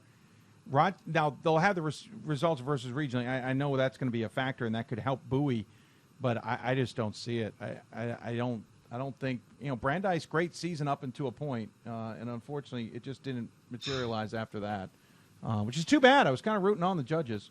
And Rochester, I thought they were darn good this season. It just hasn't worked out for them. It's too bad as well. St. Thomas got a big win over St. John's. Yeah. Question is, Ryan, did they solidify themselves as the number 1 in the West, which I think some people were a little bit surprised by last week. And maybe have the Tommies solidified themselves as maybe one of the places that everyone's going to have to play through in the tournament? Yeah, I think given the disparity in SOS between what St. Thomas and St. John's have, even if St. John's comes through and wins that conference tournament, I still think St. Thomas is going to get the hosting duties there. They are the stronger team. In terms of Pool C and hosting and all of that, I think they've given themselves a great resume, no matter what happens the rest of the way. The one thing I still wonder about St. Thomas is just they don't start anyone taller than 6'4", which is so unusual for that team. Yeah. But obviously they've shown that they can win, especially against a St. John's team that's a lot bigger than that. You may be playing through St. Thomas, but will they still be there the second weekend? That's the question. And I think the tough thing about the West is that St. Thomas, as good as their resume is, and it's crazy good, 913 winning percentage, 549 SOS, 4-2 versus regionally ranked.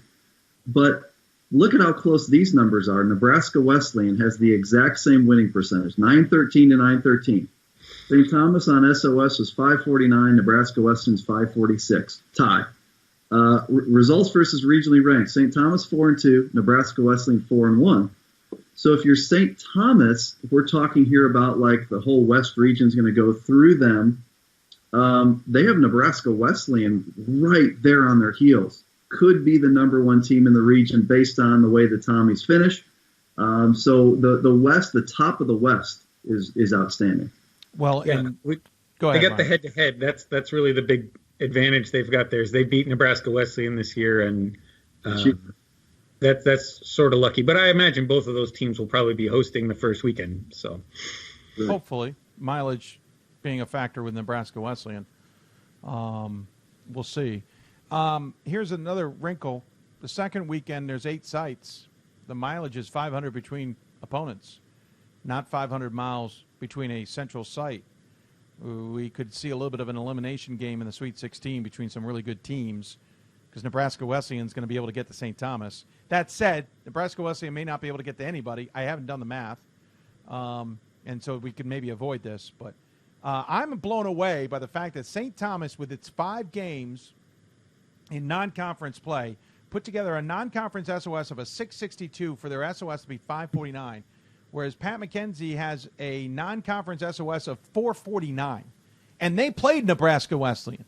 It tells you the rest of the resume, Marion, Minnesota Morris, Linfield, and Willamette. I love Pat, and I think he's on the committee this year. Couldn't look it up in time. I know he had him on recently. I couldn't remember if he said he's on now or he's been on. I think he was on. He's on now. This has got to be a wake-up call to St. John's. You need to schedule better. It can't just be the local guys if you want to be in a good position. In the old days, their SOS is below 500. They're not even in. The interesting thing, though, with that is that St. John's chose to spend the money and fly out west the same way that St. Thomas did. But St. Thomas got Whitman and Whitworth. Yeah. And St. John's, I don't know if that was the leftovers. I don't know what was going on, but they did not get the same SOS out of that. You can't fault them for not traveling. They just didn't pick the right teams to match up with. St. Thomas's non-conference SOS is only going to keep getting higher as those Wits keep winning games. They scheduled real well this year. Yeah, I'm a little surprised by all of that. All right, let's jump over to the WIAC, which I teased a little bit. Now we'll come back to it. Bob, this feels like a cluster. Oshkosh is playing well, but they're not the team we expected to see at this point in time as the defending national champs. Lost more than we thought they would lose in terms of manpower, because Duax left early in the season. But they also are in the conversation. Platteville is there. La Crosse is there.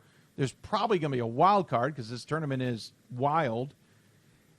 Is this a WIAC that can get multiple teams in outside of our outside the box talk about Oshkosh? Absolutely, for sure. For a second, just to kind of simplify it, Wisconsin Platteville is one of the best teams in Division III based on their resume, right? So they're sitting. I don't have their official tournament numbers in front of me. Let's actually take a look at them. So Platteville's in great shape at 857 winning percentage, 554 SOS, and 3-0 versus region rank. So Platteville is a team you could build a bracket around. Now, for a second, let's not think of Oshkosh's non-conference woes. They are one game back in the best team in Division III. They're 9-3, and Platteville's 10-2. Oshkosh finishes with Whitewater and at River Falls. That's 2-0 right there. So they're going to finish here 11-3 in the WIAC. And we've both been to a lot of Final Fours, or we've all been to Final Fours. Remember all those banners hanging up in the rafters of the Civic Center and now Fort Wayne with those WIAC names on it? I mean, to me, if you're 11-3 in the WIAC or 9-3 right now, you're a really, really good team. So I know they had a bad non-conference schedule. They lost some games at surprises. But I think Oshkosh is playing themselves in to the Central Region ranking. I think Eau Claire's already in the ranking based on how they finished. They're in the mix. And I think La Crosse is going to enter the Central Region ranking. So I think the WIAC, if I was doing an over-under, I think the WIAC's going to get 2 Pool C bids. I think Stevens' point's done, but I think the WIAC's going to end up getting 2 Pool C bids somehow. So that's 3 teams in from the WIAC? A lot of it'll come down to these games, obviously. Bob mentioned Oshkosh has 2 games they should win coming down, which will actually get them up over the 667 that we typically see as sort of the floor for the winning percentage. The other is Eau Claire has Platteville and La Crosse coming up. Mm-hmm. So those are going to be huge games for them. La Crosse has a bit of a lower SOS, and so that's going to also matter for them what their winning percentage looks like. They're at 532 right now, which for a WIAC team is sort of incredibly low. These last 2 games and the tournament, right? Who loses in the first round of the conference tournament that's going to be a big change in winning percentage. You got to win that first game, no matter who you are. Maybe Platteville's the only one that's really safe, but everybody else, it's must win all the way through, and you're playing against each other. The other issue with this is the 2 best leagues are 2 of the top 4 in the same region. So the CCIW and the WIAC are together. A lot of this is where the CCIW teams end up in the pecking order in the Pool C process. I think it's helped the WIAC that Elmhurst is in a little bit of a tailspin, and Augustana just lost to North Central, and that Illinois Wesleyan just lost to Wheaton, because Illinois Wesleyan was probably knocking on that ranking door. So all of a sudden now the WIAC teams like Oshkosh and La Crosse are starting to get in the Central Region mix, and that could flip in the next week based on results here. So I think you have in the Central something very unique, which is that the quality of tournament caliber teams goes well beyond the 8 teams that are ranked in the region, and it just depends on the order that they come up in the process. I'm going to go with this thought just now. If Oshkosh is in the Pool C situation, they're sitting there with 9 or 10 losses. And I think we're now at a point where it doesn't matter your SOS. You may not have won enough. I know they got in the past that way, and I understand that. Well, but that was 3 years ago? I think things have changed. They won't get in with 10. No. 9's the only way they get in. No, I was just... And that's... Yeah. Even that is going to be iffy. No, you're right. I think 10, they're dead. I don't want to make any assumptions. I'm assuming... we're assuming one loss in the tournament. I don't want to assume that this week they don't take a loss either. I don't want to make... Yeah, I agree. I think at 10 losses, they're dead. But even 9, I think is crazy. I think I'd be surprised if the WIAC gets 3 teams in unless it's because Platteville lost and they're a rubber stamp. Right. And then somebody else is able to position themselves ahead of Oshkosh. If Oshkosh is going to get a C, I think it's because they lose the conference championship. I'm not sure that they really have the resume to get one if they don't get that far, because that extra win, will help the winning percentage, and that's really what we're looking at this point. They're just right on that cusp. Taking one more loss, they're going to need both of these regular season wins and probably 2 in the tournament as well. Just last season, didn't we have a really low winning percentage WIAC team get in? These years are running together. Did La Crosse get in just last year with a 6? 10 losses, right? Yeah. Right. Last year I think we were in that middle of the road where we saw some plays towards the win-loss, but we still had a strong strength of schedule number conversation, and that's where one coach coming up to me, not related to this conversation, made a comment about how they did against X and Y and Z in their SOS, and the top 50 in the SOS we were this, and in the top 75 we were this, and I think in the off season that was reevaluated, and I think there was and I'm not getting this any straight. This is just me reading the tea leaves. I think there was an understanding that some of this, and that's kind of why I had Matt on, we're talking about the SOS in a weird way. The conversation I had with that coach was, from his vantage point, it made it seem to me like he thought the SOS somehow represented how good they were as a team. That's just how it came across. And I think that is where things got misconstrued. And I do feel this year, that's why I want to say, I feel like the brakes have been pumped a little bit on going, listen, SOS is a great number. It tells us how good a team is, but or their schedule is, but it doesn't tell us how good a team they are. Well, if you look, the case that I was talking about last year, I just found it. So La Crosse got in at 654 winning percentage, 574 SOS, 4-4 regionally ranked. Oshkosh right now is sitting at 652, 613 SOS, and 3-6 RRO. And you figure in the WIAC tournament they probably pick up another win potentially over regionally ranked before losing if they're a Pool C.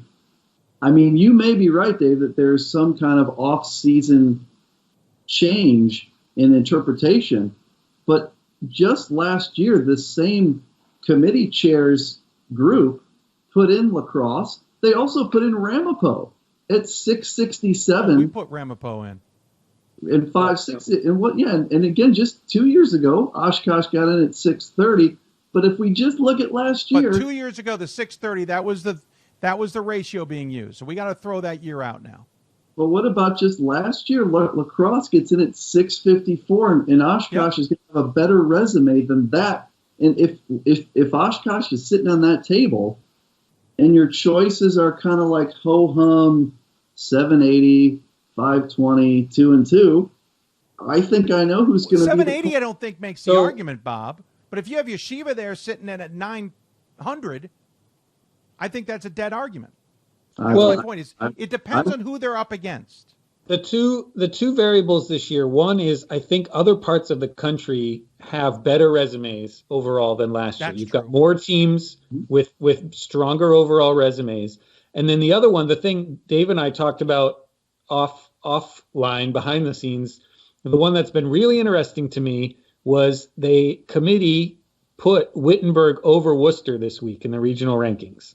So this is one of those textbook, Wittenberg has 4 wins more than Worcester, but Worcester is 0.06 ahead on the SOS, and they had a head-to-head win at the time over Wittenberg. That's been evened out now. But it was very clear that the committee said with that choice that winning percentage is going to matter more when there's a battle between the winning percentage and the SOS. And I think, we're not just talking about comparing Oshkosh to some of the other teams in the central region.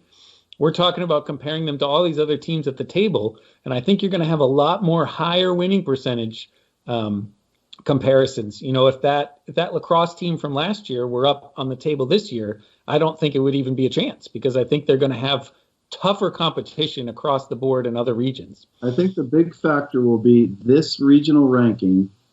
Where does Oshkosh end up in the central if they do? If Oshkosh does not appear in the central ranking this week at their 652, then I think they're in trouble the rest of the way. But if Oshkosh ends up where I think they're going to end up, which is in the ranking and not last, I think that's the committee saying six whatever is good enough to be at the table. And so let's just see where this ranking plays out. I could be dead wrong, and Oshkosh is not even considered for the Central. But I just think when I look at their numbers, I think they're probably going to be regionally ranked like 6 or something like that. I mean, we'll see. We'll have to see, because the other one was that Rochester case as well, where they ended up so far down in the East region, even though their SOS was almost a full 10th better than most of those teams that they were behind. It just felt like in that first ranking that the winning percentage mattered a lot more than it has the last couple of years. 10th, not 100th, full 10th. Yeah. By the way, Bob, one other... Just to throw that out is Oshkosh has in its back pocket something that's very significant. They're competing with Augustana for positioning, and they won at Augustana. Now, look, the committee doesn't know that Augustana played that game without Micah Martin, and I don't think Austin Elledge played, but that doesn't matter. Oshkosh beat Augustana. So if this is kind of like a tie, I mean, they won at Augustana. That's a big head-to-head. So I'm intrigued and interested to see how that. I don't think Augustana's getting in. I don't think that makes this argument. Augustana's real close to being in pretty good shape, though. But Bob, here's another one. We're talking about discounting the NESCAC SOS numbers, which are sky high too. We can't then also not discount SOS numbers that are sky high for other programs because we don't like the NESCAC's conference tournament structure. They're not going to have that conversation in the committee. They're going to look at SOS numbers and at some point go, whoa, this is sky high. We need to – it's almost like a bell curve in my opinion. I think they're going to look at the extremes of those and go, okay, it's down near 400 on this SOS. I don't think we can just flat out punish them. Let's put that aside. Whoa, it's way over 600. Let's not reward them immediately. Let's put that aside. And then they go to everything else. Well, we've got the real bellwether in the Central is how far Benedictine falls. They lost one game this week. They were, I thought, much higher than I would have expected at 3 last week. They've still got a pretty terrible SOS, but they're 3-0 against regionally ranked opponents. And so if they're still in the top half of that ranking, it's showing us something about what the SOS means. And if you could justify dropping them out entirely with that one loss they took this week. And if they're still in there, that means something. What? Why shouldn't they be ranked? Oh, yeah. I'm not saying they shouldn't. I'm just saying it's going to tell us a lot. But is there an argument they shouldn't be ranked? I think you could make that argument based on how bad the SOS is, especially from the way it's been done in previous years. I think Benedictine is going to fall out of the ranking this week due to their SOS and mostly... Their SOS is a 494. Yeah. It's basically a 500. This isn't Lancaster Bible at 440. But again, that 494, if we're looking historically, that's an SOS that doesn't get you a Pool C bid. Hold on. We've never had a Pool C team with an SOS at 500 or a smidge below it, ever. Our conversations with Pool Cs have always had SOS numbers that are significantly below 500. They're not next door sitting on top of 500 like Benedictine's is. And we can't say that historically. Also, we're in the second year of not using that stupid ratio. So we can't talk about anything from 3 years ago or 2 years ago. I'm not saying they shouldn't be ranked. I'm saying where they are ranked will tell us something. But we can't use this 494 isn't good enough. It's basically a 500 SOS. We've never had a team You're on the mistaken, table though, with that when close an you say- SOS. I'm saying I'm not using 494s. It's not good enough. I'm saying that there's other options. You're in the best region in the country, and you're talking about the difference between should Benedictine be ranked or Eau Claire, La Crosse, Oshkosh, Augustana. It's not that Benedictine's bad. By no means are they bad. They won at North Central. But there's all these good resumes, and if you lose in the Central, like Elmhurst is going to fall out, I think. Elmhurst is a pretty good team. It's got a pretty good resume, right? They're 792, 527, 3-3. They're probably out. So Benedictine, I'm just saying, is going to fall out because their resume isn't going to be as good as some of these teams that are now knocking on their door after. So why should St. John's be ranked? What's that? Why should St. John's be ranked?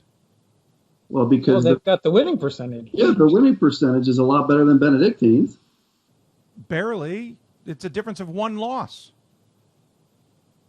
Dave, Benedictine's 826, right? Benedictine is 19-4.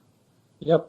They play 5 non-conference games, which is almost identical to St. John's, who is what, 20-3? 22-2. 22-2. So if they're both, but their SOS number, St. John's is worse.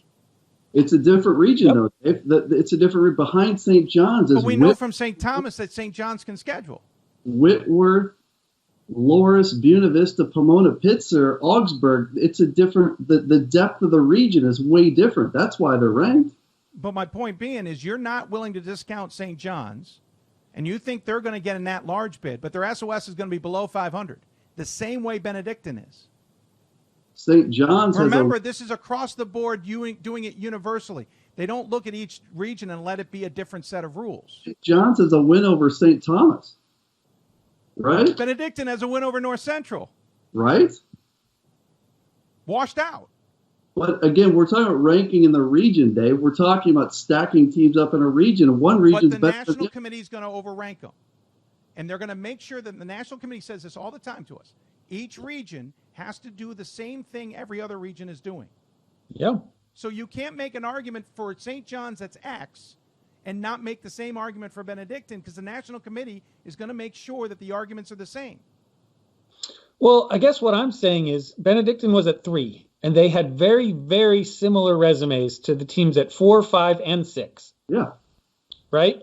And so you could easily say with the one win that Benedictine had and none of those other teams lost, you could drop them to 6th place minimum because they had very similar resumes. And then you're looking at those WIAC teams coming in. I'm just saying the difference between 6 and out is not that far. And that will tell us something, whether they're sitting in a 6th place or whether they're just out. And both of those are possible. You got to rank them in the region. The difference between being like 4th in the Central and 9th is razor thin. It's like one loss.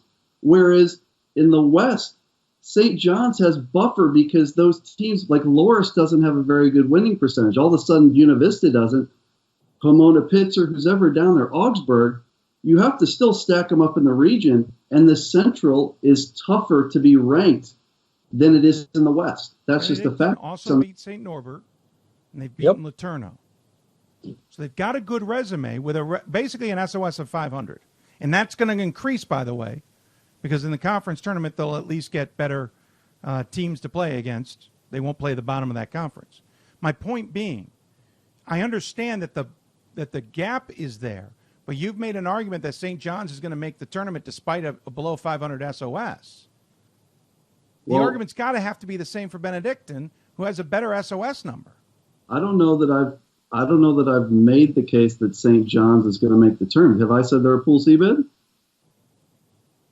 That's what we talked about earlier, did we not?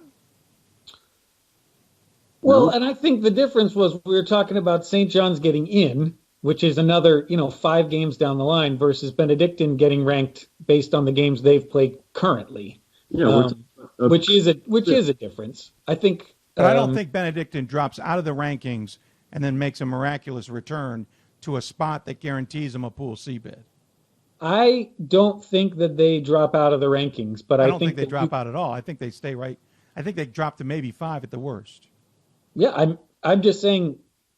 I don't think those bottom teams with the gaudy SOS numbers are going to have the argument that they've had in the past because of the .03 to 2 game thing. And because coaches have had this thought that some coaches, not all, have had this thought that the SOS dictates something. And we have this argument with the NESCAC, that they have these gaudy SOS numbers and these insane win-loss numbers, and they get a ton of teams in, and we don't think it's fair. Well, we can't then flip around and say, well, Oshkosh has a gaudy SOS number and not a great win-loss percentage, but they deserve to be in. And then I'll flip it on this. Remember when we had the once ranked, always ranked? And Randolph had an insane number of results versus regionally ranked opponents. Only Randolph-Macon had it worse, or had it better. Randolph got in because of that number. The VRRO is good. It gives us information that we need, but it's not a be-all or end-all. And right now, Oshkosh is what, 3-6? 3-6, I believe. I think that's right. I don't know if that necessarily carries the weight either for them. 9 games tells you played 9 games, but you lost 2/3 of them.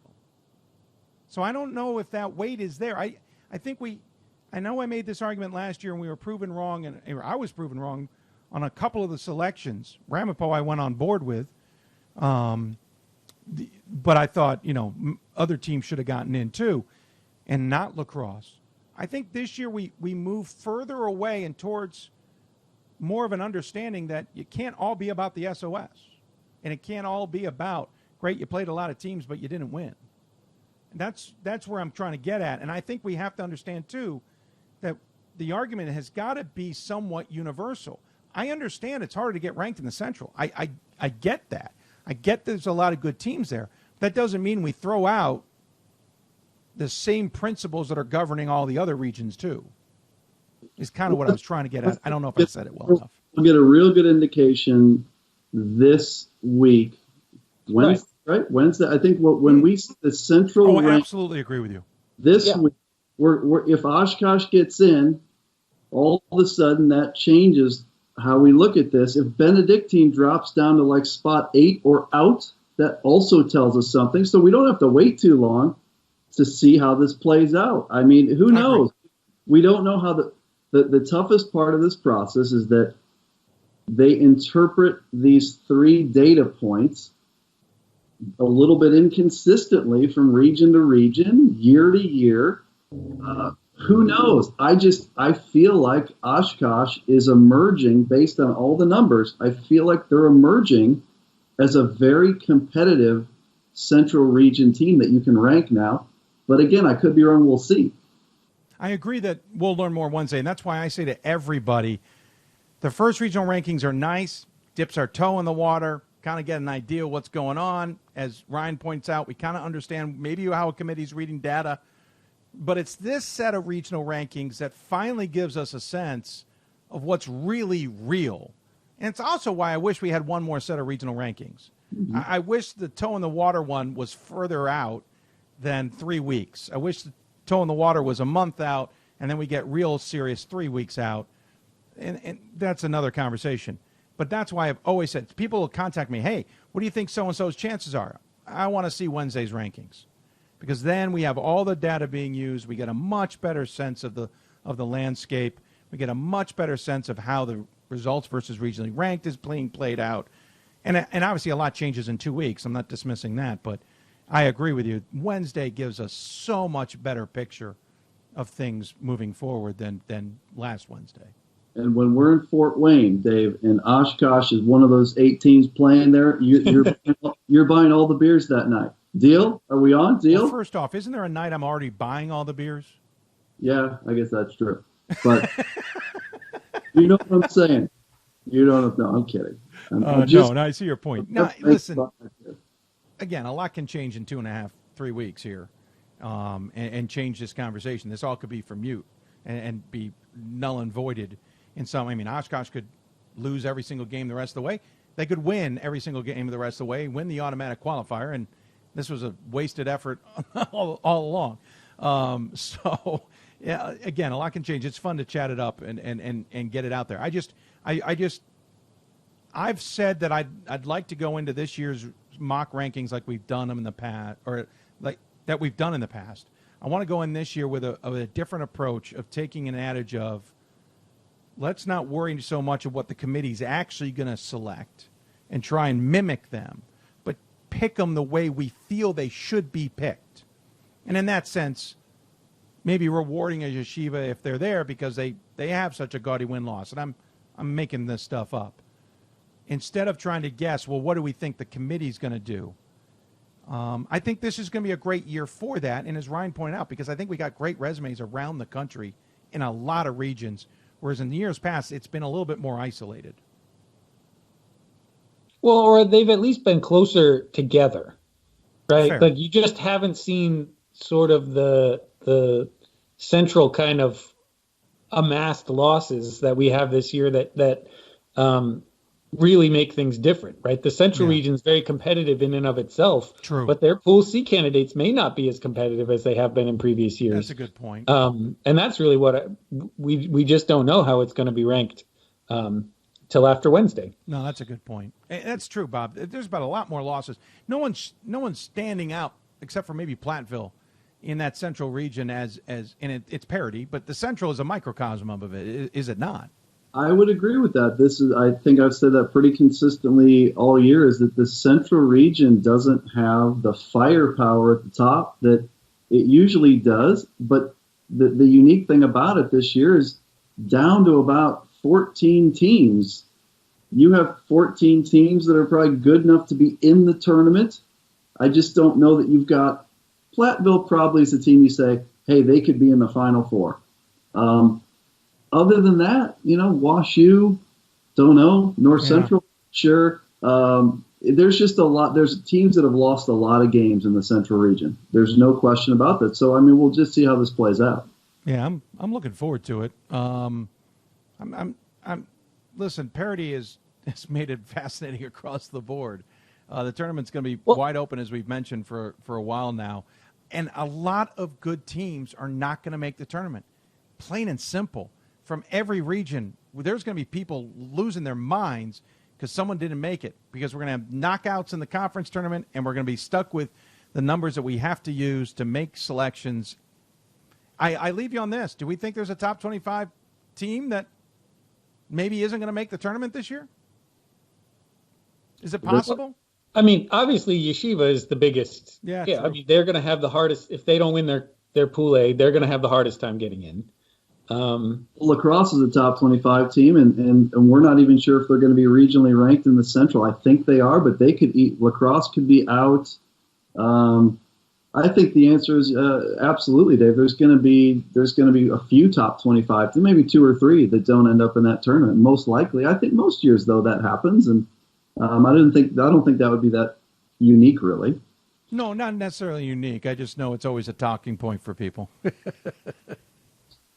Or maybe one of those NESCAC teams that's currently ranked. I'd have to think more about that, but some of them could end up on the bubble. Well, I don't think WPI and Babson both get in the tournament.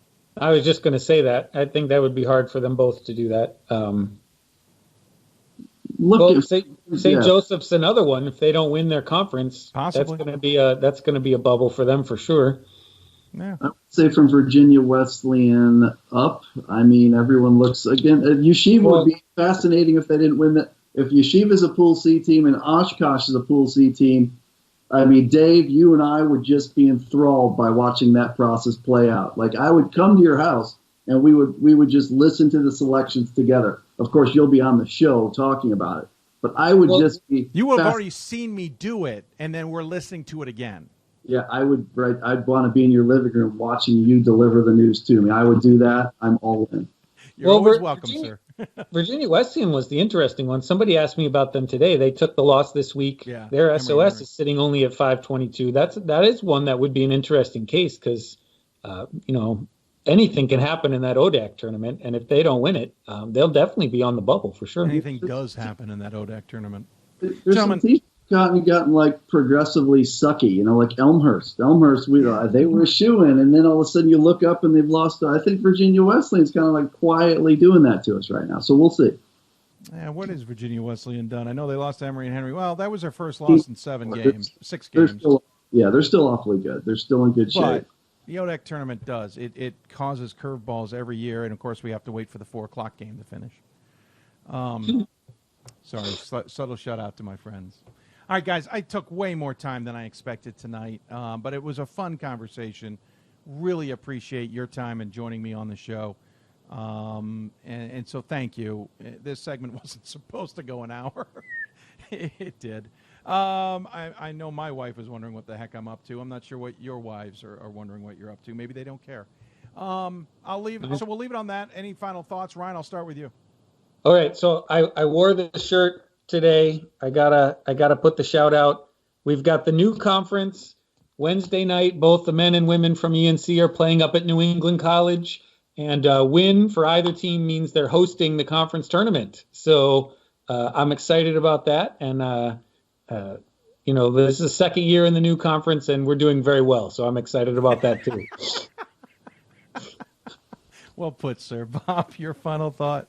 I also have a shirt on. My team lost on a 36-foot banked-in three-point. Yeah, I was told to call that play up for you. Yeah, so that really sucked. Dave, you were very much on your game tonight. I like where you're going with some of these Pool C conversations. And I really hope, my parting thought is that Oshkosh and Yeshiva are on the table in round 15. And that's all I'm rooting for the rest of the season. So you've done a nice job tonight, Dave. Yeah, well, thank you, sir. I'm not going to share the text I got, but there was somebody who would love to see those two teams get to the table too, but I don't think for the same reasons that we have. But you sure you don't want me to show that last shot, Bob? I do not want to see that shot ever again, and I've destroyed everything that I have that has that shot on it. Thank you. I'll make sure I get burner phone then to show it to you in Fort Wayne. Guys, thanks so much for the time. I know we'll get you on quite a bit in the next coming weeks and whatnot, so I appreciate the time, really. Bob, door's always open if you want to stay here, my friend. And thank you, guys. We'll see you soon, and it's the best time of the year, so let's get it done, guys. It is. Guys, take care. Thanks so much. Ryan Scott, Bob Quillman joined me on the Blue Frame Technology Hoopsville hotline via Skype. Really appreciate it. They took a lot of time tonight, and I appreciate it. We did get a note from several who were listening that they thought the conversation was great tonight. We did not expect to go that long, but it was because the conversation was so good. I didn't want to stop it. But I appreciate you tuning in and staying with us. Not as many of you asked questions, but that's fine. We asked our own crazy questions and kept things moving along. Quick programming note. Thursday we'll be on the air at 7 o'clock Eastern Time like we normally are.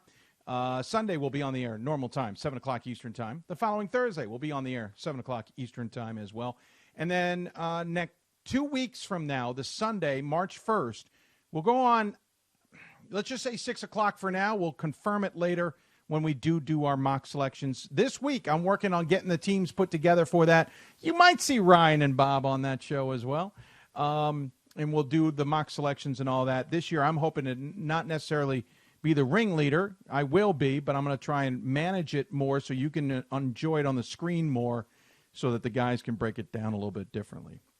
Once again, our goal went over 3,000 tonight. Thank you so much.